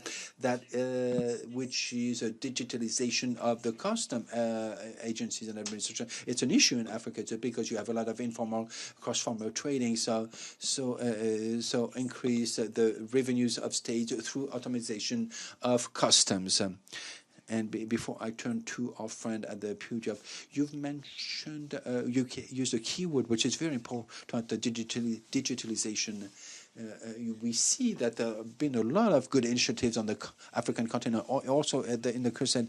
That's Crusade come with the mapping experience, strategy and use experience. Or are we reinventing the wheel? Because the challenge for many organizations that they're reselling the same services to, you're not selling anything. I know you give, I know, but the idea is to give well to have an impact. So, what is currently your strategy to indeed be efficient and have an impact in the fastest way as possible, and that affects, benefits on most people? Very quickly, 2 points. One, we have science and technology reviews, for Uganda, for example, and we're doing it. We did Uganda, we're doing it Ethiopia now. It's very important to have a science, technology, and innovation policy that is aligned on the priorities of the state. So, what are the industries that we want to develop through digitalization?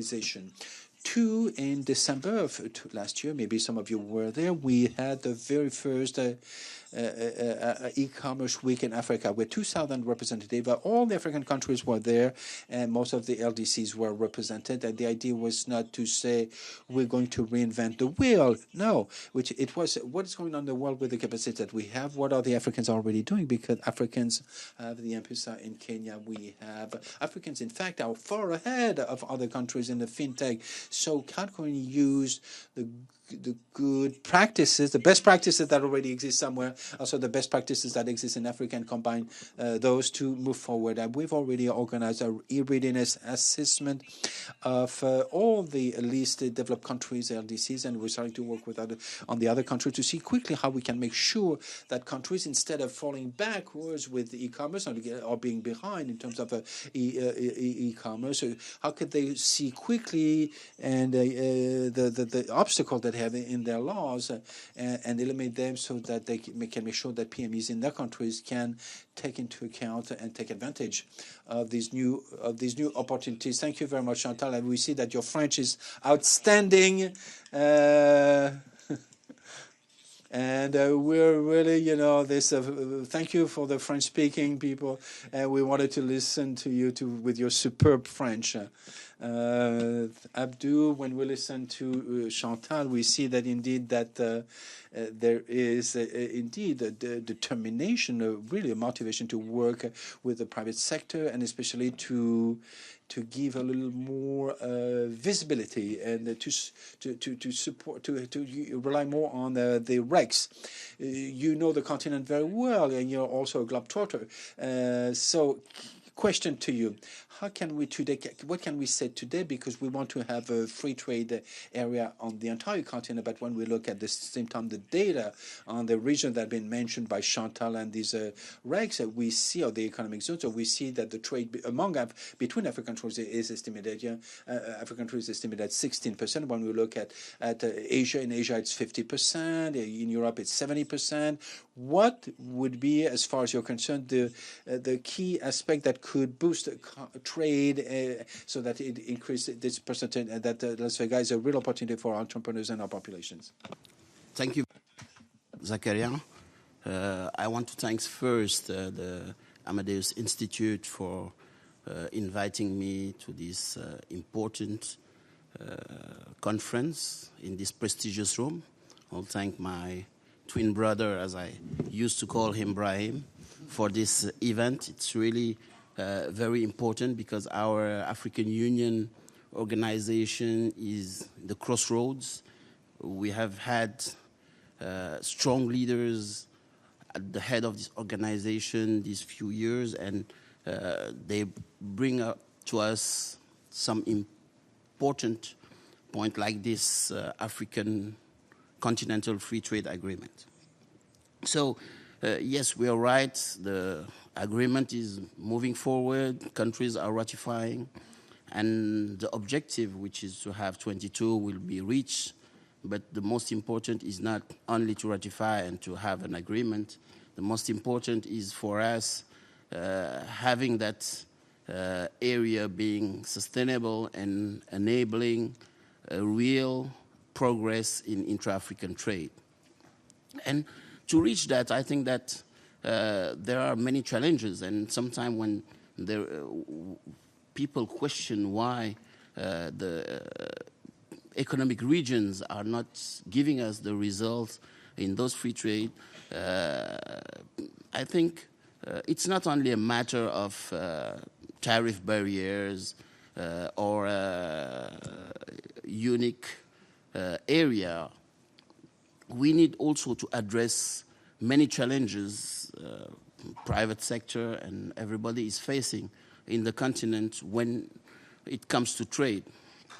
And I think that one of the points, and the important point, is that we have 52 countries that have signed, but one of the important countries, which is the country of my brother Joseph, Nigeria, has not yet signed. And when the most important economy of the continent has not signed yet, I think that there is a matter of interrogation on how we will implement. Besides that, I think trade, as I said, is not a matter only of tariff, because we have talked about infrastructure, and my brother Mohammed Hamidouche has talked about it. I think that everybody knows how the cost of infrastructure and logistics is very important in Africa. And when we have these major issues, time issues, cost issue, quality of infrastructure issue, it gives you really something very costly. And if we want to trade, bring products to market, bring products to other countries, we need really to address that infrastructure issue and make it less costly for our companies and the private sector. The second thing is that we need also to have goods to trade. And when I say goods to trade, it's not only raw material. We need to have Africa industrialized, because we need really to have industrialized goods to trade.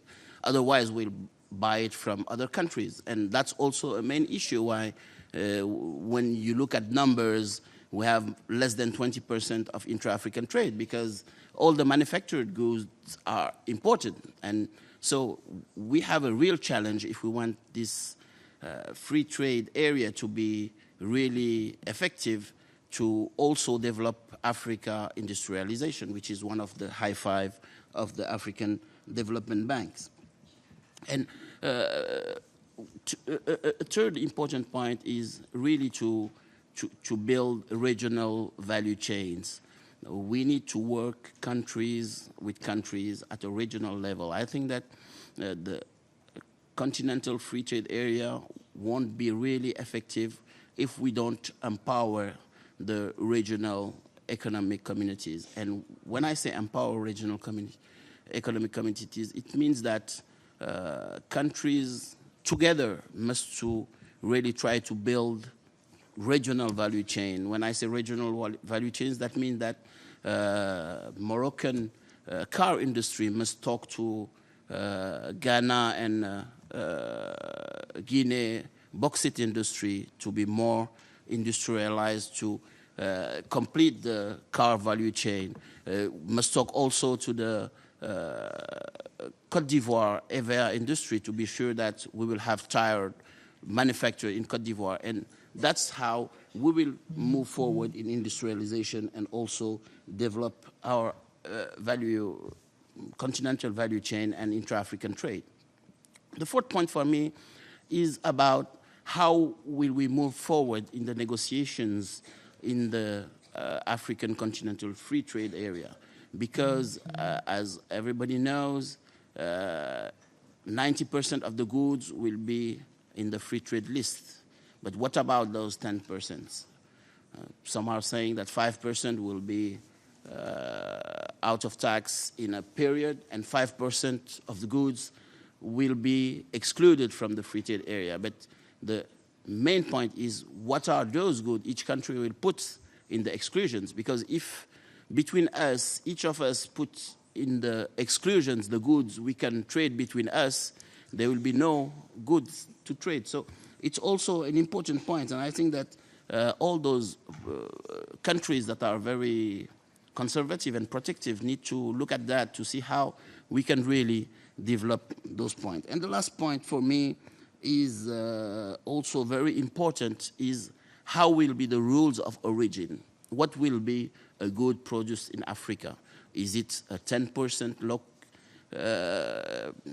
value added in Africa, or will it be 40%? Because it's a real debate, because some says if you put a high rate of rule of origin, you have an issue of industrialization, because many international firms won't come and invest in the continent. But also, if you put low rates of value added in the rules of origin, you can have some countries where they will just bring goods from other continents and have some packaging and little value added and make it African and enter the free trade area. So that are, I think, some important challenges on which we need to really work. We need to address them to be sure that it will not be only a matter of signing, of ratifying, and taking out the tariffs, but also a real program, a real strategy to develop African, intra-African trade. And that's the first point I wanted to put in these discussions today. Thank you. Thank you, Abdou. In his good English, he explained to us what are our major changes and the question of the continental added value and the key points of the origin. Now I want to go to my friend Whitney Schneidman. When you put the figures concerning Africa, you see that today we have 1.2 billion. In 2050, we used to be 2.5 billion. Today, more or less, and it was in the speech of Obama 3 years ago, he said that the GDP of Africa is more or less the GDP of France. When you look at US, at the topic now, you see that the first point is China, the second is terrorism. Where is Africa in the map of US? And what's, in your point of view, the strategy of US to support or to make this LECA, this free trade, concretization and good thing for Africa and for US? Well, thank you for that very easy question. First, let me say just thank you to Amadeus Institute for convening us and inviting us here.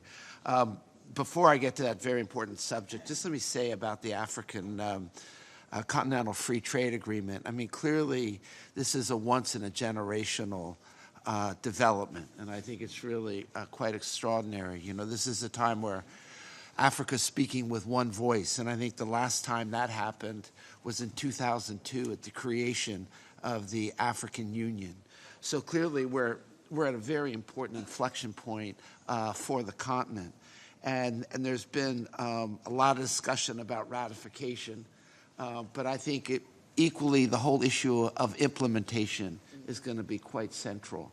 And I think the AU is looking at a 15-year period.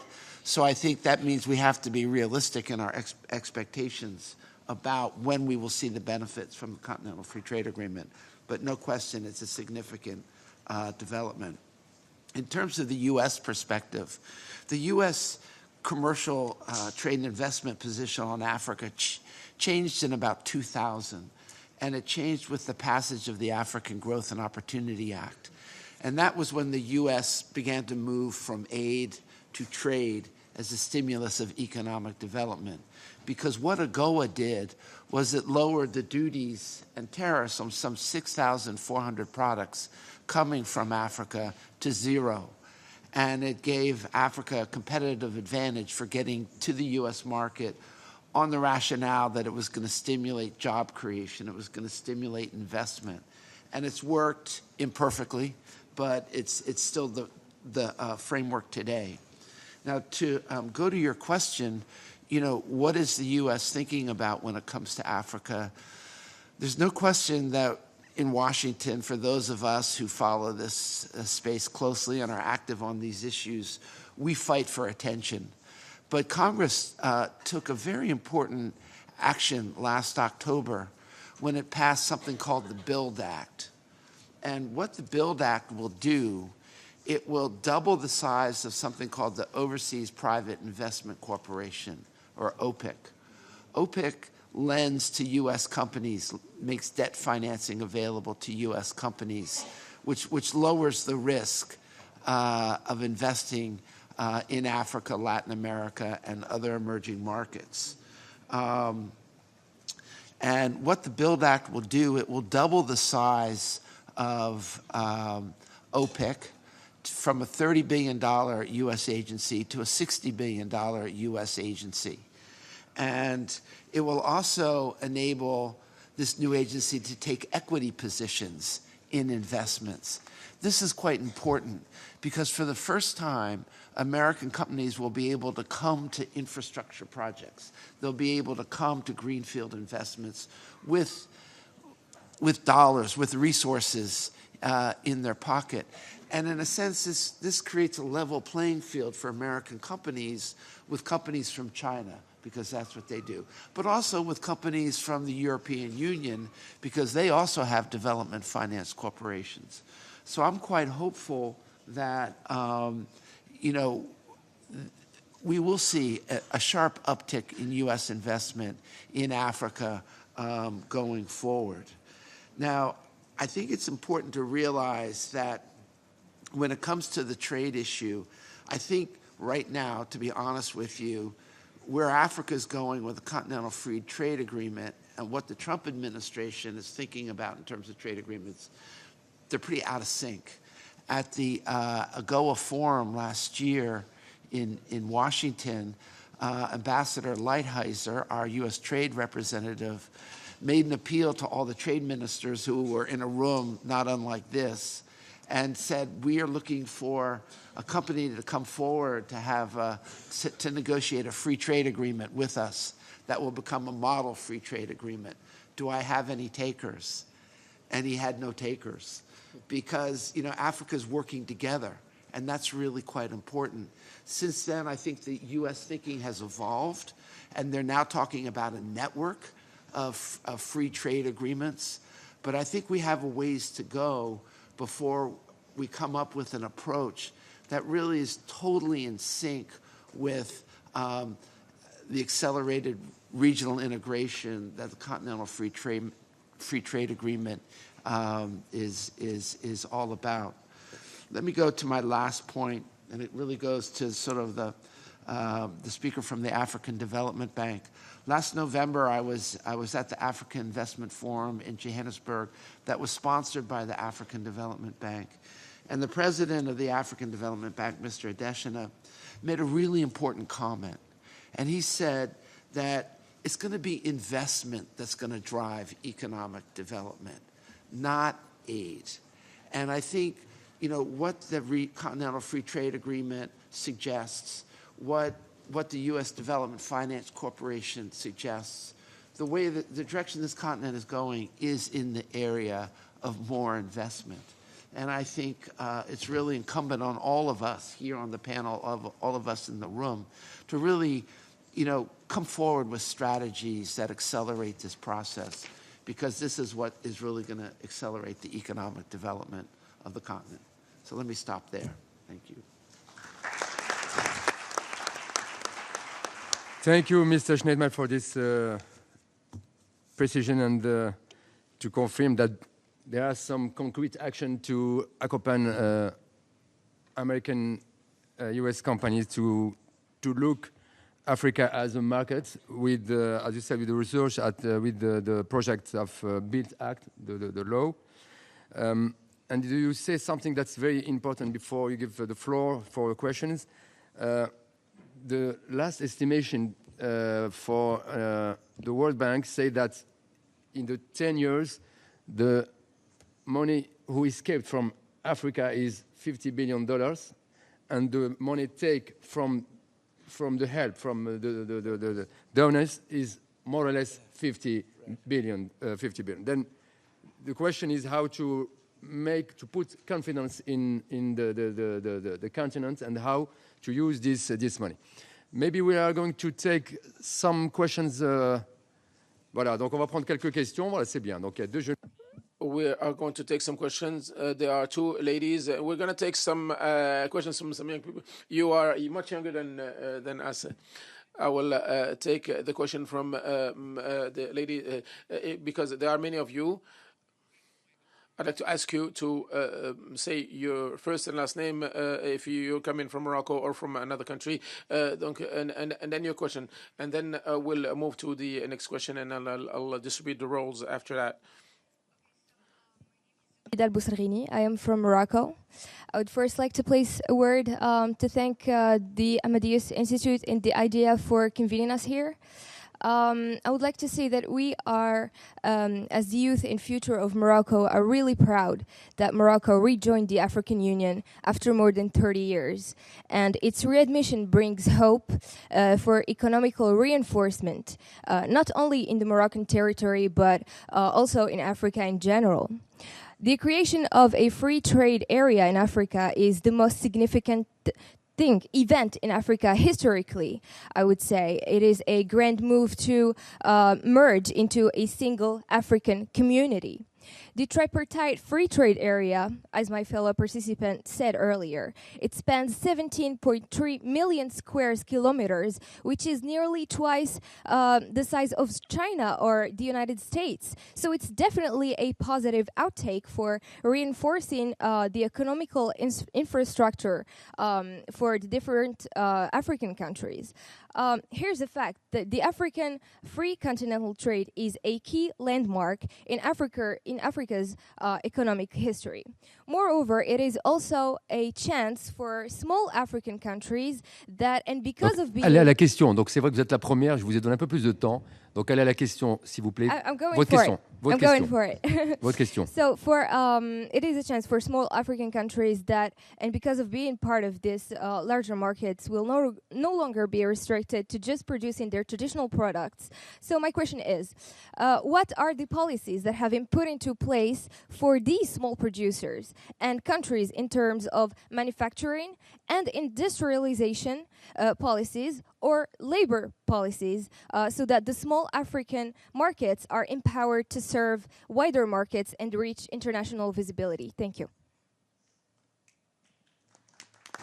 Thank you for your question. Take here. But yes, mademoiselle. Après, je reviendrai vers vous. And then I will go back to you. So we will. There's going to be a second round. I will make sure that everybody has the opportunity to ask a question. I'd like to ask you. The first one is always the one who has a little bit of a free reign, but I'm going to be strict with the other ones. What are the ecological means that the United Nations will put at the disposal of Africa for a sustainable development maximizing? It's okay. That's my question. Thank you. Super. Donc c'est rapide, c'est efficace. Donc that was great. That was fast and efficient. Ali, go ahead, sir.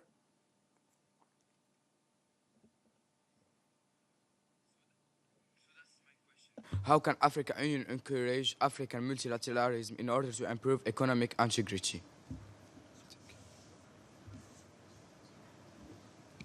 OK, derrière, et après je reviendrai ici.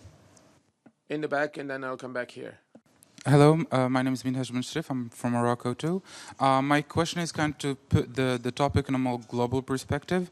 I wanted to know how the African economies might help balance the weight of the Western economies.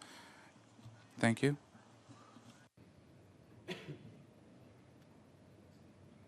Donc, ici, et après je viendrai là-bas. Et après on reviendra pour tout à l'heure. Tfadal.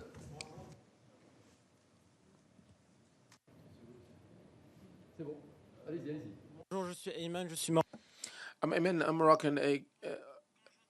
When I hear the free trade agreement, I hear an audacious move to come together, and I would like to say that this also means a strong competition for the small business and the small companies. My question is these free trade agreements will take into consideration the situation of the small farmers and small artisans and small fishermen who cannot compete with the biggest industries in Africa? Will we take into consideration the social dimensions, or is it going to be just a follow-up on the liberal problems that created problems with immigration and are a confrontation, an obstacle to integration? Are we going to take into account also the environmental questions? This is important as well. We'll take questions from the front. Go ahead. First of all, my name is Farouk Hilali. I am a school director from Morocco, and I am so thrilled to have over 130 students from Morocco with us here today. It's a privilege, it's an honor. Speaking of Africa, there is a saying in Africa, a proverb that goes this way: if there is no enemy within, the enemy outside can do you no harm. And my point is this: I personally think, as an educator, the best way to handle all of Africa's problems is to educate our students. Do you guys agree? Yes or no? Thank you very much. Donc je pense que vous avez déjà ma réponse. I think you have my answer already. Thank you very much for having reminded us something very important.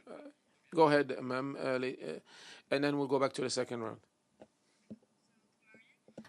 My question is, after what you said, Mr. Fahim, concerning IFFs. So we know, as you said, that Africa is one of the main, not victims, but places to suffer from it. So always, as we are talking about free trade here, we should not forget that IFFs are also damaging our economy. So will the Union will take in consideration all of these challenges too, and do anything to just keep it safer for our continental economy? And as Mr. Midouche said, and also Mes said, we know that, as French say, trop de taxes tue les taxes. Donc we need probably to regulate it, as we will open our market to free trade, and that's also that will come to a well thought system. And my one thing that we may consider probably is that, as Africa is into what is new, and as we are the youth, why can't we just take e-economy and l'économie 4.0 as like a tremplin in order for us to maybe take this economy, our economy, in charge, and probably use it, and better than lose it later. Thank you. Merci. Donc on va revenir donc sur nos panélistes. Thank you. We'll go back to our panelists. Je vais résumer donc. I will summarize. The idea is to know. There's a question that always comes back about how can we today assist the small and medium enterprise, the very small enterprise, to take advantage of this free trade agreement? Are we moving towards a wild liberalism, or is there going to be something to protect the small enterprise? There was a question about the Knesset, about the environmental aspect or dimension with Azleka. How are you going to follow up on this today? If you could tell us something about this, Nabdou,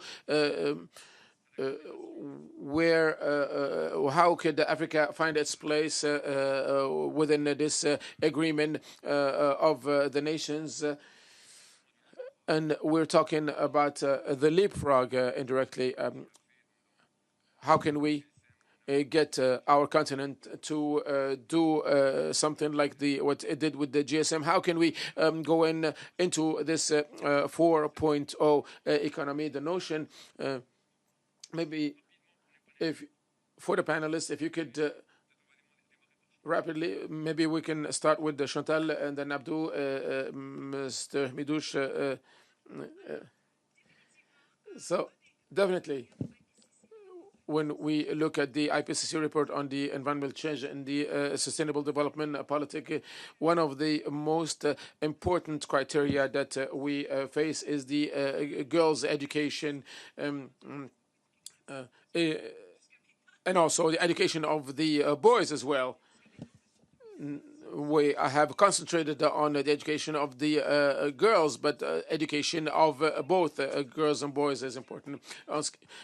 With regard to the small and medium companies, we're talking about free trade. There's no 100% free trade. There's always something that is an exclusion, an exception. 90% of the barriers are going to be negotiated, and 10% are left up to the country. There's 5% or maybe 7% where some countries may reserve or exclude some products from the free trade, and there's always 3% where the products are excluded completely. This is unacceptable. If we start to include onto increase this list, there's going to be no advantages to the free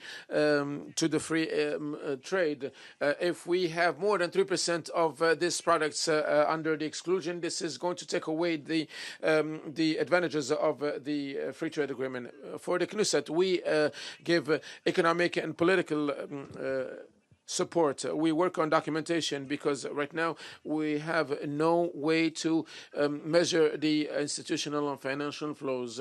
If we don't have a way to measure them, we cannot legislate. It's going to be difficult to legislate. We are working on this with the African Economic Commission, also on the protection of the consumer and the competition law. We were in Morocco, and Morocco has a very good practice where they did a peer review to improve their policy and the strategy to protect the small and medium-sized company. With regard to the investment between countries, between Africa and countries that are least advanced, the entrepreneurships in Africa are based on need and not on opportunity. We have to give opportunity to the small or medium enterprise to become big companies. What are we doing in this area? I will come back to this later. No, thank you, Chantal. I will come back. Thank you very much for these precisions. These interesting questions, I'll pick some of them and try to answer quickly. The first one is about the small countries. I think that the African Continental Free Trade area is a real opportunity for small countries because a country of 1 million for example, is really unable to industrialize or to develop whatever because the population is too small. But now those countries have access to a greater market.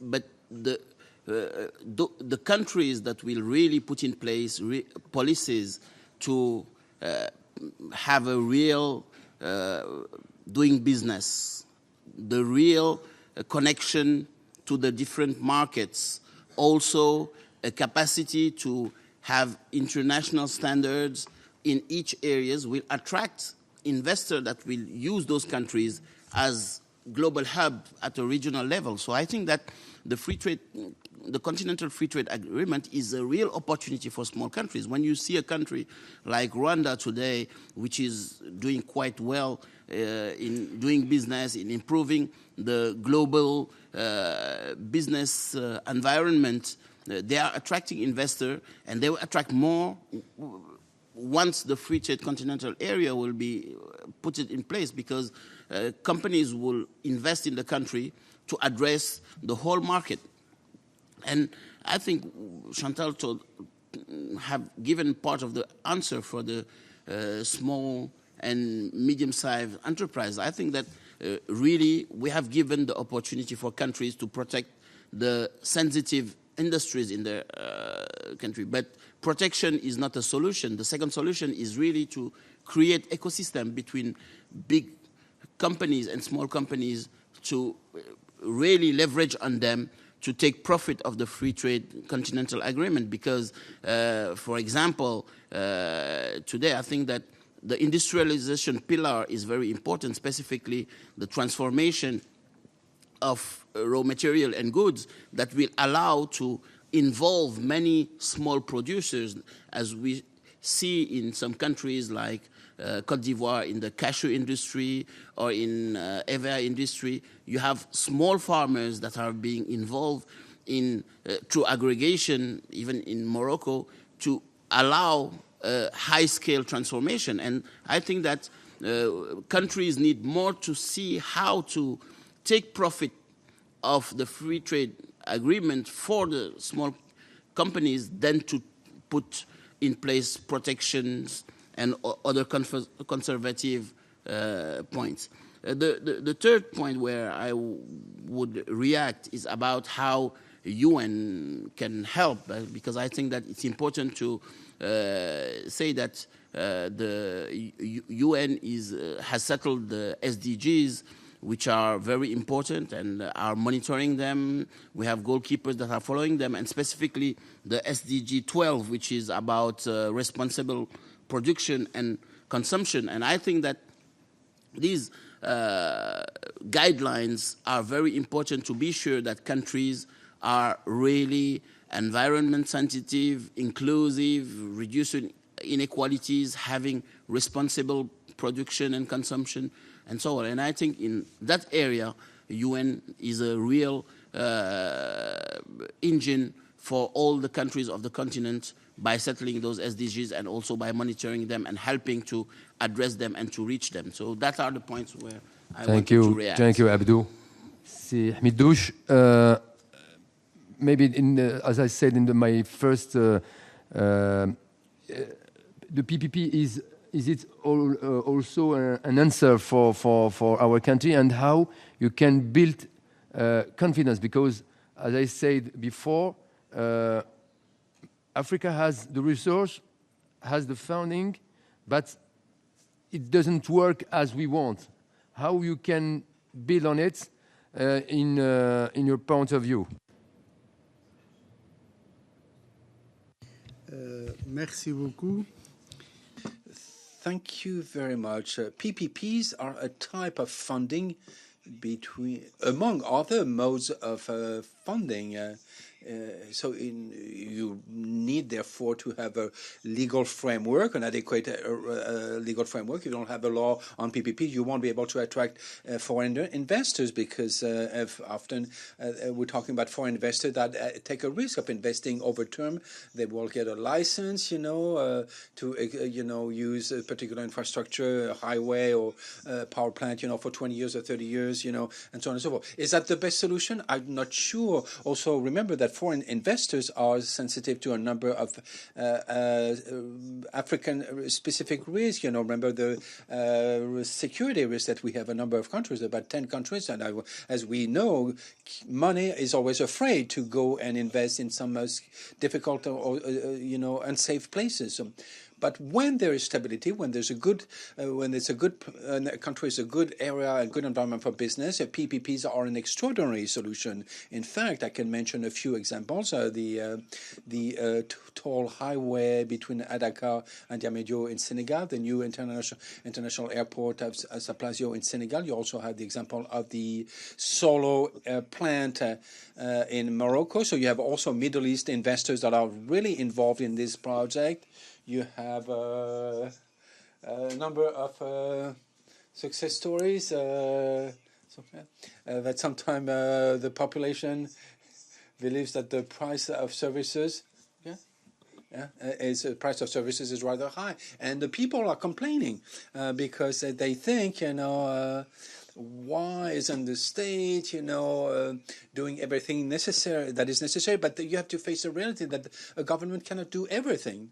You've also touched on the issue of funding, development, research and development, and what is also interesting in the context of LASLECA is funding trade. If you don't mind, I would like to mention the case that we've known in the African Development Bank. As I said earlier, as early as 1993, we created a financial institution dedicated to funding trade, which is called, the Import-Export African Bank, which is based in Cairo. It had benefited from a line of facility of credit at the beginning of $1 billion to support intra-African trade. It also granted to African Development Bank or to a retail bank at about the same amount. And I would like also to mention the arrival on the market and about everywhere on the continent, some new actors, such as, the new Islamic Development Bank, which is as a subsidiary dedicated to funding trade, which is called ITFC, and they've organized a number of meetings, some of which I was there, in Addis and Rabat, to have a bridge between Africa and the sub-Saharan Africa. So those fundings exist. You have to go get them. But some other regional banks, the Araban, the various Abadia Bank, which is based in Khartoum, or other, the East African Development Bank, or the DBAC, which is based in South Africa. These are just a few examples.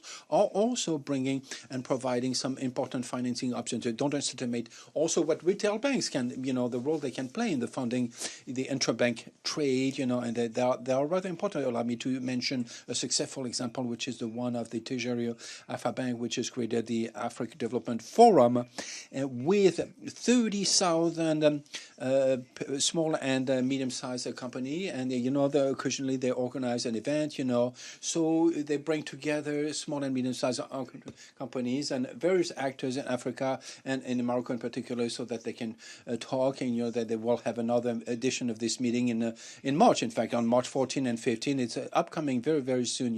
Thank you very much. I will come back to you later. But Joseph Abderrahmane, when you listen to our colleagues, you see that it's a long journey to build this free continental trade. In your point of view as a think tank, what are the main challenges and the opportunities? And in the same time, I want to have your answer between how we are going to build this relationship between these agreements and other African Union agendas. We have to understand that the African Continental Free Trade Agreement is not a stand-alone agreement.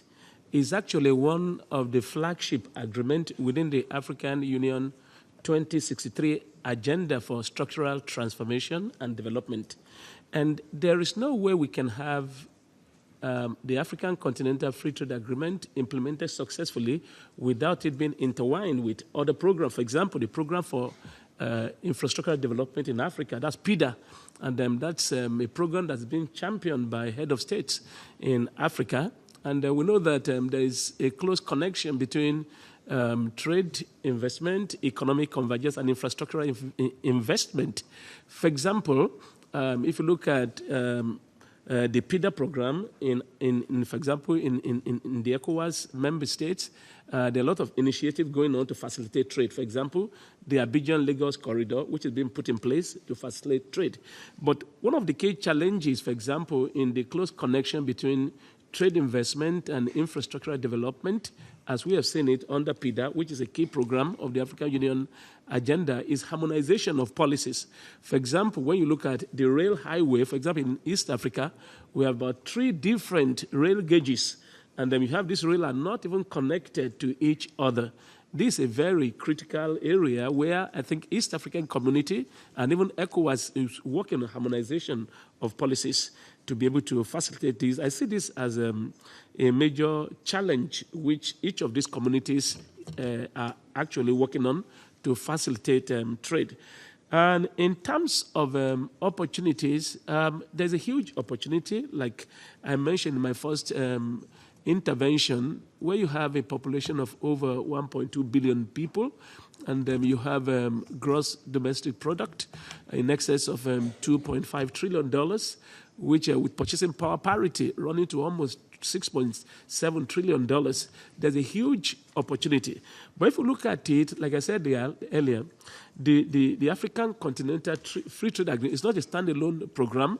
The ultimate is to have economic integration, economic convergence, and ultimately having a single monetary union. For example, in the ECOWAS sub-region, there is a work ongoing on them working on single currency, and where you have the CFA, we have the eco currency, and they're working towards economic convergence, establish some convergence criteria in the ECOWAS member states. And I think the same thing is going on in each of these communities. Trade is not only to be a standalone item, but facilitate and integrated into single monetary union, and ultimately leading to ultimate political federation, where you have the African Economic Community. Like I mentioned in my initial intervention, there's this, the African Continental Free Trade Agreement is also connected to the Abuja Treaty on free movement of persons and right of residence and right of establishment, which is very critical, which is actually part of the African Union agenda, which African Union is looking forward towards. For example, in 2063, that in facilitating this process, there might be no need for visas to move within, the African continent, and also it's not a standalone item. We have to integrate it with the other agendas for it to be effective. Thank you. Thank you for these clarifications. And as you say, the question of visa, the question of to have the same change in money, is fundamental. Maybe I come back to Mr. Whitney Schneidman. As I said, today you have two major actors in the world. And do you think that US and China can be partners or competitors in this project for Africa? And my second question, how do you think US can help what you call the diaspora, the African diaspora, to be an actor in this trade, because you have this immaterial active assets in the world? How do you think US can deal in these two subjects? Great, thank you for those two questions. China and US, partners or competitors? How about if I say both? and I really mean it. But I think the way that in the previous panel we heard some discussion of US policy that was rolled out by Ambassador John Bolton last December. And I think the way he presented it was sort of as a zero sum. He was saying to Africa, you have to choose between China or the United States. Personally, I think that's a major mistake, because Africa is not going to make that kind of calculation, zero-sum calculation. And I think it's, more thinking that goes back to the Cold War, where, the United States gain would have been the Soviet Union loss. And I just think we're in a very different situation. Now, clearly, the U.S. and China are going to compete some areas. There's no question about that. But I think there's also scope for cooperation.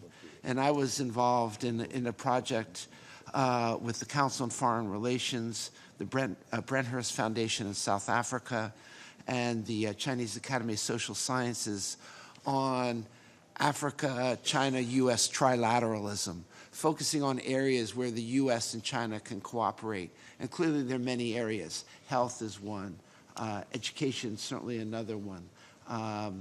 And agriculture is certainly one. So I think there are areas for cooperation. But, it's quite interesting. And I think this is an important point to draw, because when I travel around the continent, I'm often asked, where are the American companies? And I think the way the U.S. looks at Africa, they have a risk profile that's very different than Chinese companies. And there's a very different business model as well. I think when U.S. companies invest in Africa, they train locally, they hire locally, they promote locally, they invest in the communities. And that's not often seen by Chinese companies. Clearly, they do hire local workers, but in terms of promoting them and giving them, genuine leadership positions, I think there's some challenges there that remain. In terms of the diaspora, the African diaspora, this again is a very important issue. The ambassador from Ethiopia was on the previous panel, and it's important to point out that the Renaissance Dam in Ethiopia was paid for by Ethiopians. And that's one example of where a government has mobilized its diaspora. I think we in the U.S. give a lot of thought to that. There's no one number to call for the African diaspora. You have to talk about the Nigerian diaspora. You have to talk about the Liberian diaspora. You have to talk about the Ethiopian diaspora. But I think that's really going to be driven by the fact that, of what's happening on the continent. I mentioned the U.S. Development Finance Corporation. There'll be no requirement that any money that's invested has to go into an American project. There'll be a preference, but there won't be a requirement. So I think this is going to create a lot of opportunity for the diaspora as well. And if I could just go to one last point, and one of the questions that was raised about how African economies might balance the weight of Western economies. I think that's an extremely important question. And I like to come back to the technology dimension, because I think it's really one of the great equalizers, and it's certainly something that we give a lot of attention to. We do a lot of work with the large companies like Amazon and Facebook and others, and the African cell phone companies like MTN and Liquid. And I think this is the time to be asking the question, how can we build a digital economy at the same time that we're building a continental free trade agreement? Thank you for these 2 points, and to reinforce that diaspora is a key point, and today is a plural, and you have to see how to make it as one picture, not several pictures. Thank you. I will go to take some questions. Then ça va être un peu compliqué. It's going to be a little bit complicated, but we are going forward. I'm going to put my other hat on, and I would like to thank Mr. Abderrahmane and Mr. Brahim Fassi Fihri to have given me the opportunity to moderate this panel, and also Mr. Ben Shakroun, because it is thanks to him that we are here in this committee to accompany these youth. This is very interesting as an experience to see the importance of working together. We're going to take a question from the right, Miss, and then we're going to go around. I'm from Morocco. Directement sur la question. Okay. Pas de remerciements. My question is, what role can the African Union play in providing businesses opportunities that will enhance industrialization, the Africa we want? Industrialization. Hi. It's not working. Dès que ça s'allume, c'est bon. Il y a un temps d'attente. No, it's not working. Okay, so Umayma Hatouchi, I'm Moroccan too, and my question is, how are security issues kind of affecting the economic growth of African countries? So I'm trying to find a link between the 2 panels, if that's possible. Thank you. Merci. Donc la synthèse, on va la faire à la fin. So we're going to summarize everything in the end, but let's see. Go ahead, ma'am, and then we're going to go down to the lower row. But you have to know that there's going to be a 3rd round, because the panelists, you may have a chance to talk to them later on. You have access to the panelists, and you will have the pleasure of having them answer your questions if we don't, if you're not able to do that in the next 15 or 20 minutes, and then I'll give the floor to the panel. Go ahead. Ayas Kouri, I'm from Morocco, and my question is, what hinders the integration of the AFCT in non-sub-regional countries. Thank you.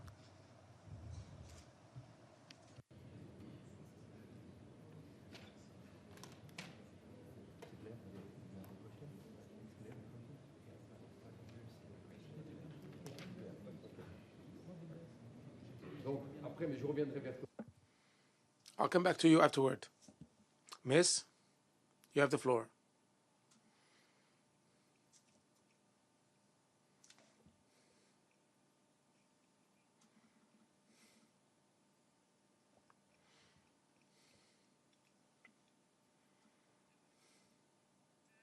Everybody, my name is Noor Sadi. My questions are, what financial assistance can the United Nations provide to help eradicate hunger and ensure food security in Africa? And the second question is, what are the challenges and prospects for regional integration in Africa? Thank you.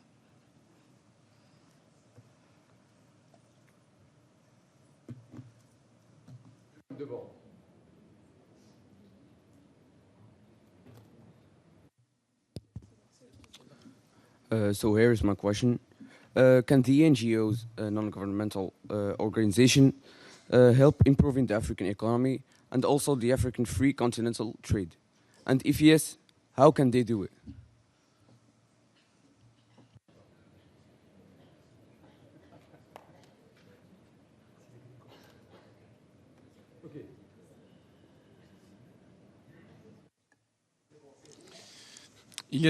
Ilyas El-Jarari, Moroccan. So my question is, how can African countries make continental trade work alongside important foreign investments coming from the world's economic superpowers?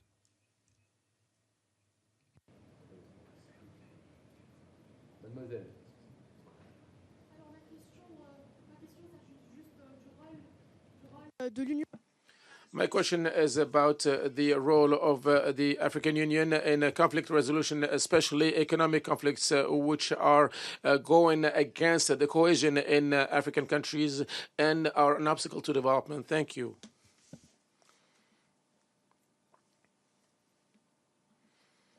We will take 2 or 3 more questions maximum. To have 2 in the back and 1 up front. So that's 3 questions total.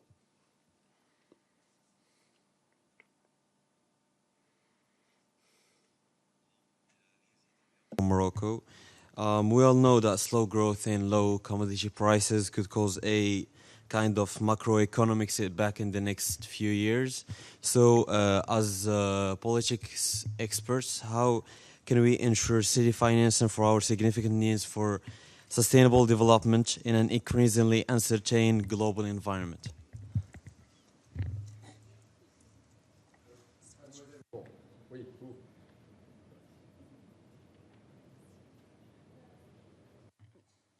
So here's my question. What are the issues that obstruct Africa's economic integrity, and what is the best approach in achieving a great African economy?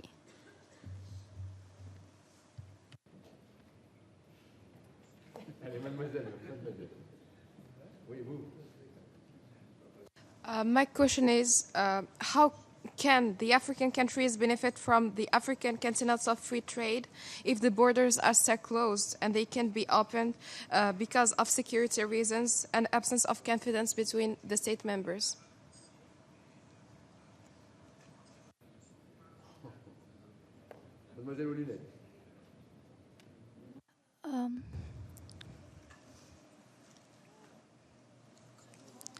Youth, honorable diplomats, I introduce myself, Umayma El Mujahid, 17 years old from Morocco. I'm so pleased to take part at this lustrous event.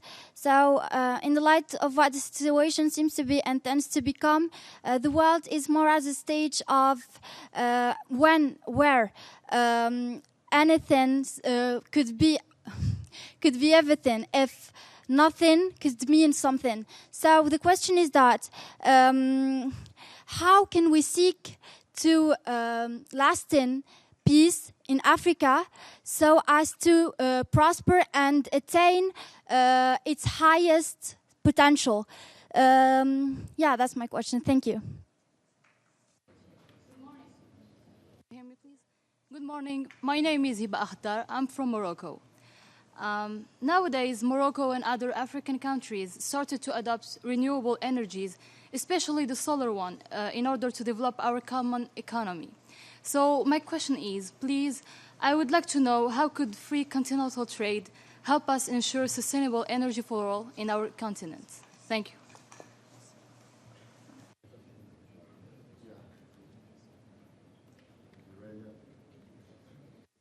Okay. All right. I know, Mr. Fahim, you said no thanks, but I would like to take this opportunity to recognize Mr. Chabib Brahim, without whom nobody would have been here. So please give him a round of applause. I'm Younes El Araki from as an educator, head of school in Morocco. And as an educator, I would like to ask you one question to the whole panelists. What would be your advice for the young among us today as to how to participate in the development of our own continent? What should they do? What would be your advice? Thank you. Donc, il y a eu une moisson, donc je vais... So there was a lot of questions, and we have 15 minutes to answer these questions. So I'd like to ask you, tell you that you're going to have 2 minutes to answer the points that are of interest of you. You have 2 minutes each. So we're going to give you 3 minutes because we have 15 minutes. I know it's going to be complicated to answer all of these questions.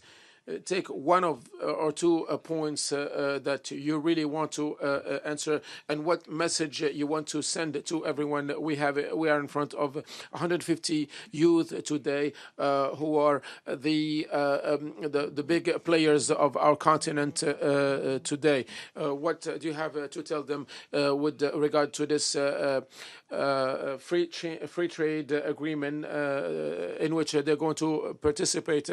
So we're going to start with Sir Mohammed, and then we're going to keep the best for last, Chantal. Merci. Je voudrais répondre à 2 ou 3 questions. La connexion entre l'accord de libre-échange continental et l'énergie durable. Je pense que c'est une question très importante lorsque on voit des exemples des États membres de l'ECOWAS. Et lorsqu'on prend en considération l'intégration présente et régionale, lorsqu'on voit par exemple certains pays, certains membres de l'ECOWAS, certains pays ont un potentiel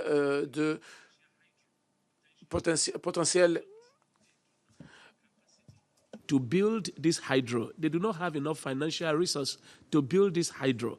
But taking the advantage of regional economic integration, they could actually harness resources from other countries through regional DFIs, and they can build this hydro, and through the established, for example, West African Power Pool, and there's an agreement in place, there's a policy in place that can actually facilitate power trading, where a country can generate power, and then they have the resource, they don't have the financial resource, the member states can come together to finance it, and then they cannot use all the power generated, they can actually trade this power with other regional countries. And that's the aspect of the connection between continental trade and sustainable energy. And then secondly, I will address the issue of the benefits of border issues and African Free Continental Trade. I mentioned the other time that the African Free Continental Trade is not a stand-alone agreement, is in connection with other African Union Agenda 2063. For example, there's this Abuja Treaty and on free movement of persons and rights of residents and settlements, which is also in connection with the African Free Continental Trade. And for example, in the ECOWAS member states, for example, we already have this ECOWAS treaty for the free movement of people and persons. And I think the same thing can be extended to ECOWAS member states. And lastly, one point, and on the question on economic integration between regional member states, I think each of the regional economic communities are already working on regional integration.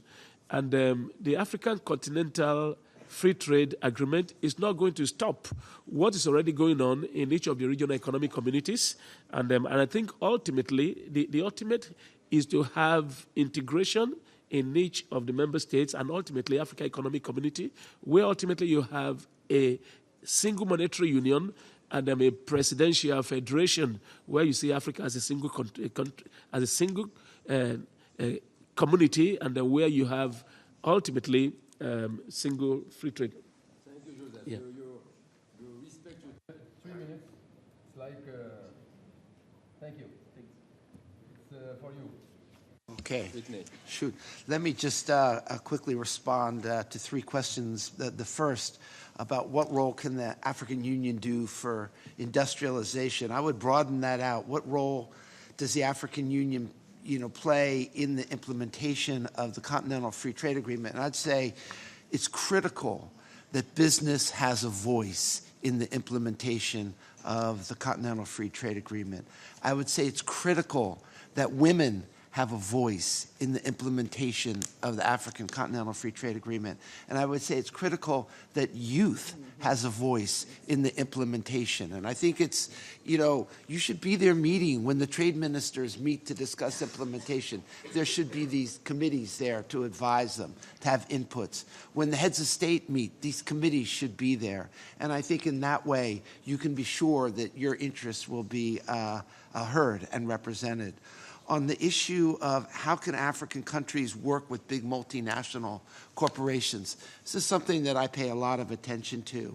And I've always thought that it's very possible, in fact, essential for companies to align their commercial objectives with countries' economic development objectives. Every country on the continent has a 2020 strategy or 2030 strategy. And there should be clear alignment between health companies and the health chapter, ICT companies in the ICT chapter. And that way a common language between commerce and development will emerge. Thirdly, my last point goes to the professor who raised the question about what can you do, how can you get involved in Africa's economic development.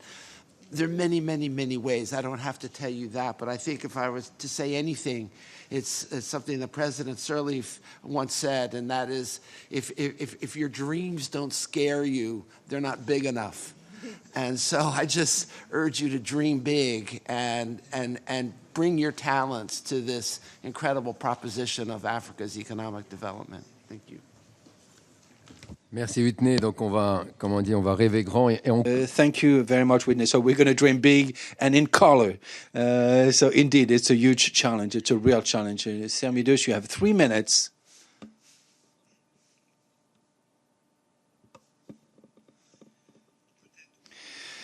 Maybe I'm going to actually use my entire 3-minute time, but since we've been asked to provide some advice to the youth who are in front of us here, and that I would like to greet them warmly for their sense of leadership and for the fact that they speak English so well, But I've abstained to speaking French because my person on my left, did speak in English, so I wanted to keep the French-speaking language present, the French language present here, so I spoke French. Anyway, we've set up a scholarship of an amount of $100,000 per year. I repeat, $100,000 per year, given by the Brahim Foundation. It's Mohammed Ibrahim. He's a Sudanese gentleman based in London who created a foundation, and he distinguished himself by setting up an index on governance in Africa. And once in a while, he selects a head of state who didn't manipulate his constitution. And Mrs. Hassan Solih is in fact the last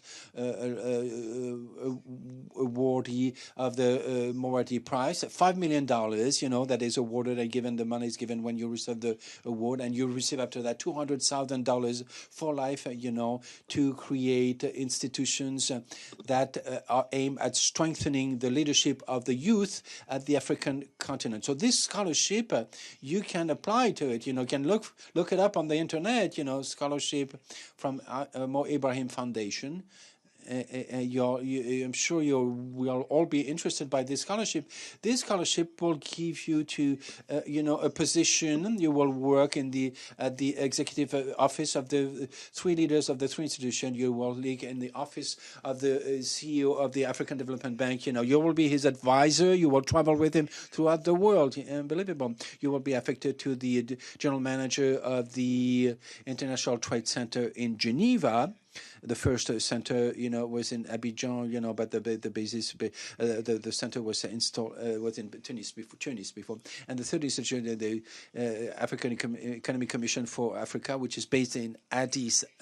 So I'm delighted to see that the young Moroccan women and men are interested in the African continent. When I was your age, no one was looking at sub-Saharan Africa for Morocco. Everybody was looking up north, towards Europe, towards the United States.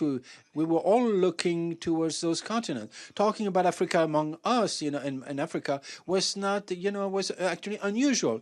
Imagine, I spent 36 years at African Development Bank, and I entered when I was 23, and I ended up, I was obviously 60. I retired 5 years. So I look, younger like you, but I'm actually a little bit older. I ended up with the vice president of the African Development in charge of decentralization. I opened 38 antennas in Africa and one office in New York. 36 years. So 36 years spent on the African continent. So people were telling me, you're completely nuts. What are you going to do in Africa? But I would like to tell you that in Abidjan, we have a business center that looks like the one in Manhattan here with skyscrapers, and nobody would believe me. So you don't believe me, so because I didn't put the timer. You said you would not speak for 3 minutes, So I don't understand. You said you would not speak for 3 minutes. It's obviously that you've been in Africa and you're a great negotiator. Thank you very much. I see you mentioned we have to dream big and in color. And if you want to go beyond diplomacy and you want to be useful to the African continent, in fact, you have to look at projects that will be a part of. And Mohi Brahim's initiative, that scholarship initiative, is great and is based on something that's very fundamental. We mentioned that, or maybe we didn't mention it explicitly, but the big issue is good governance, and everything that hurts, currently in Africa, is bad governance. So Mo Ibrahim is having a good initiative. Now you have 3 minutes, and I'm using the timer this time. Two questions. The first question, and it will be in line with what my brother Mohammed was saying about how the NGOs can help. I think that the first help is about governance, to see how to help to put in place good governance in different countries. And you have many organizations and also goalkeepers that are in the continent trying to see and to be sure that the governments are implementing the good things at the good moment, because implementation is very important. And in that area, they can help to be sure that everything that is done in the country is sustainable, that the small farmers are not left behind, and so on. The second point is about the challenges. And I think that someone talked about free movement of people and so on. And I think that's a very important point, because one of the big challenges of regional integration in the continent is free movement of people, because one thing happened in Kigali when we were there for the signature of the African Continental Free Trade Agreement is that 44 countries signed the free trade agreement, but only 27 countries signed the protocol for the free movement of people. So that's a real dilemma in the continent, where everybody is okay to say that good must travel from country to country without borders, but in the other side, movement of people is not so easy to do. So I think that's a very important challenge. And when you look at the level of integration of the different regional economic communities in the continent, you see that those who have the most regular free movement of people are the ones who are most integrated. When you look at SADC, where people travel from country to country without any issue, or East African Commission, they are the one where there is more intra-African trade. West Africa also in ECOWAS is doing quite well, but when you take apart the Nigerian big brother, you have more than 20% in the other countries. So I think that the challenge of free movement of people is very important for regional integration, and also the other challenges.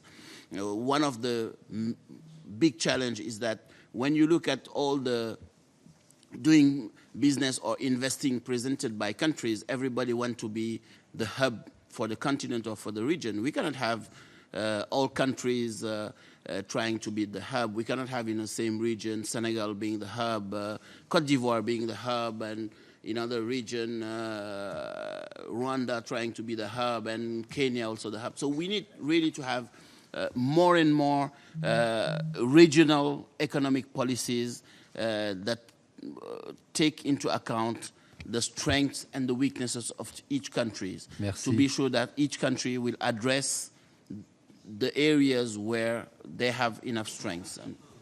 Merci, merci Abdou. Thank you, Abdou, for these clarifications. Before giving the floor to Chantal, I just wanted to go back to the 2 points that have been talked about by Mohamed Abdou on the issue of the hubs. So for those of you who know, in 9 years I launched a platform that was called Hub Africa, and I always say, laughing, if you don't absorb the H, it's Hub Africa.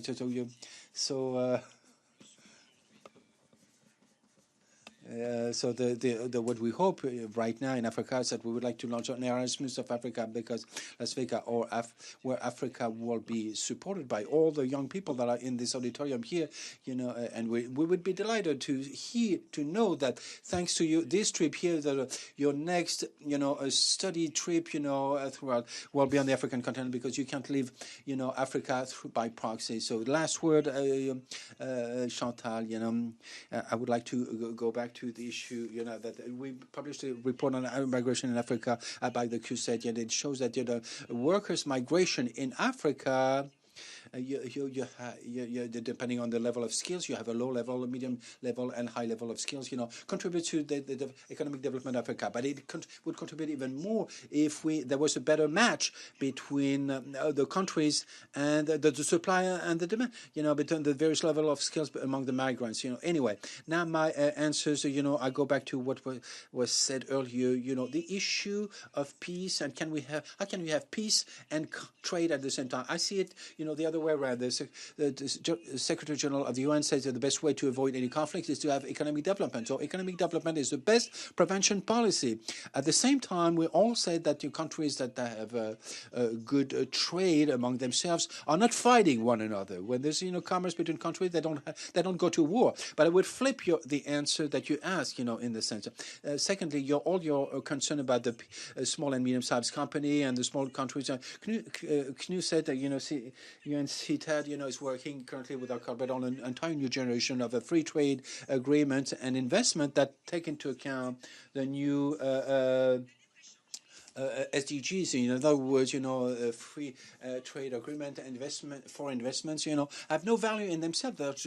They are just tools for a goal, for a purpose, and the goal is to, realize the SDGs, which are, economic and environmental goals, and so on and so forth, and development goals, and so on. So we have the advantage that the SLECA could take us advantage of that. One of the best way to have good agreements, and my colleague Whitney had mentioned that the youth, the women, NGOs should be sitting at the table when an agreement is negotiated. I would say even more. You should be at the table during the negotiation. You shouldn't be outside the room, but right now, currently, it's a large corporation that sit at the table. So why not the SMEs? Why not women's group? Why not youth groups? Sitting directly at the table. So thank you for opening the door to that idea.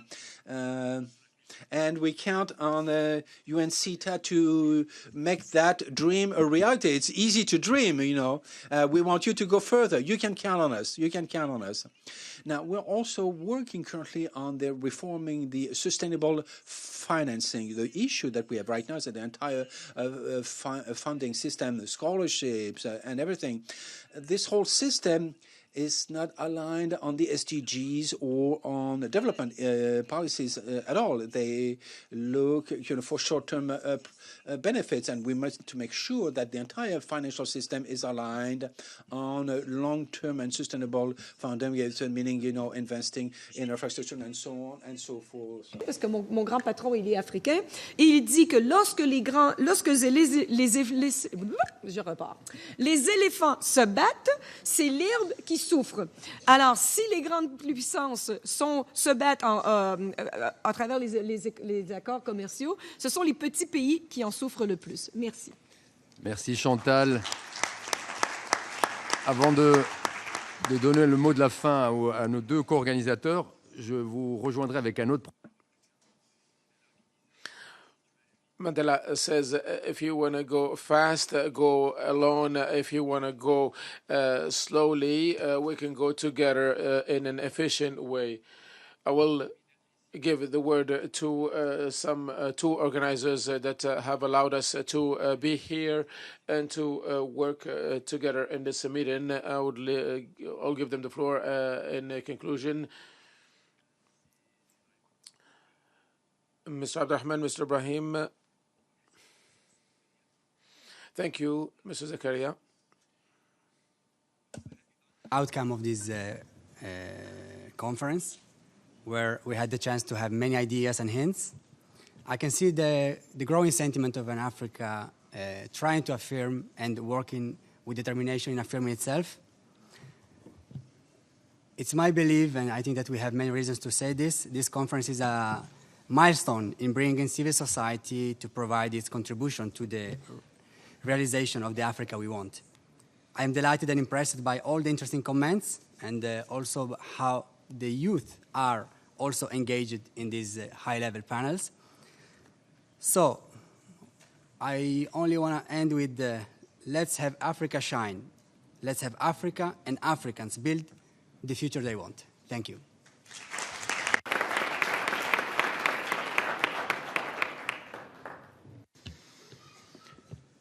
Merci, c'est Zakaria. Merci.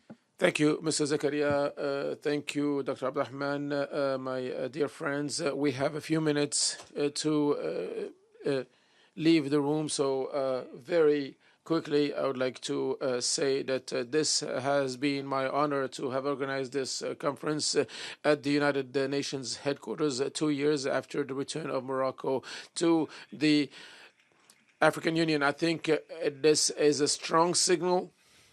And I think this is a strong signal, and I am happy to have listened to the discussion that we have listened to this morning.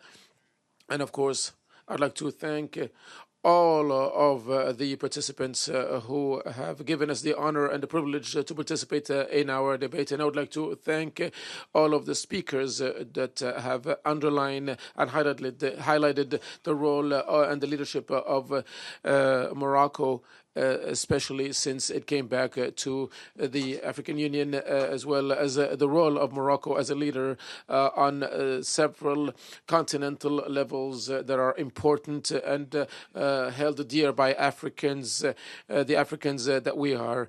I would like to also thank the permanent mission of the Kingdom of Morocco to the United Nations. I would like to thank the United Nations for having allowed us to use one of the most important rooms here in New York, the New York headquarters. And I would like to thank you, the participants, the representatives of diplomatic missions. And I would like to thank you, the Moroccan youth, that make us proud. You make us proud with the pertinence of your interventions, and the importance of the questions that you have asked. And I think it's very important to highlight this in the United Nations. The huge mix that was proposed to us today. There are as many ladies as gentlemen. There are more girls than boys, and I think this is a signal. And I would like to highlight that. This shows the dynamic nature of this Moroccan and African youth. I'd like to also thank Mr. Abderrahmane and his team that allowed to this Moroccan youth to be present here today. I would like to thank, of course, the group of the Amadeus Institute that allowed the success for this event. And I would like to invite you, ladies and gentlemen, to a follow-up session to commemorate this conference. And I would like to start with the picture of the speakers in the panel, and also after that a family picture, maybe in this room or outside. Thank you very much.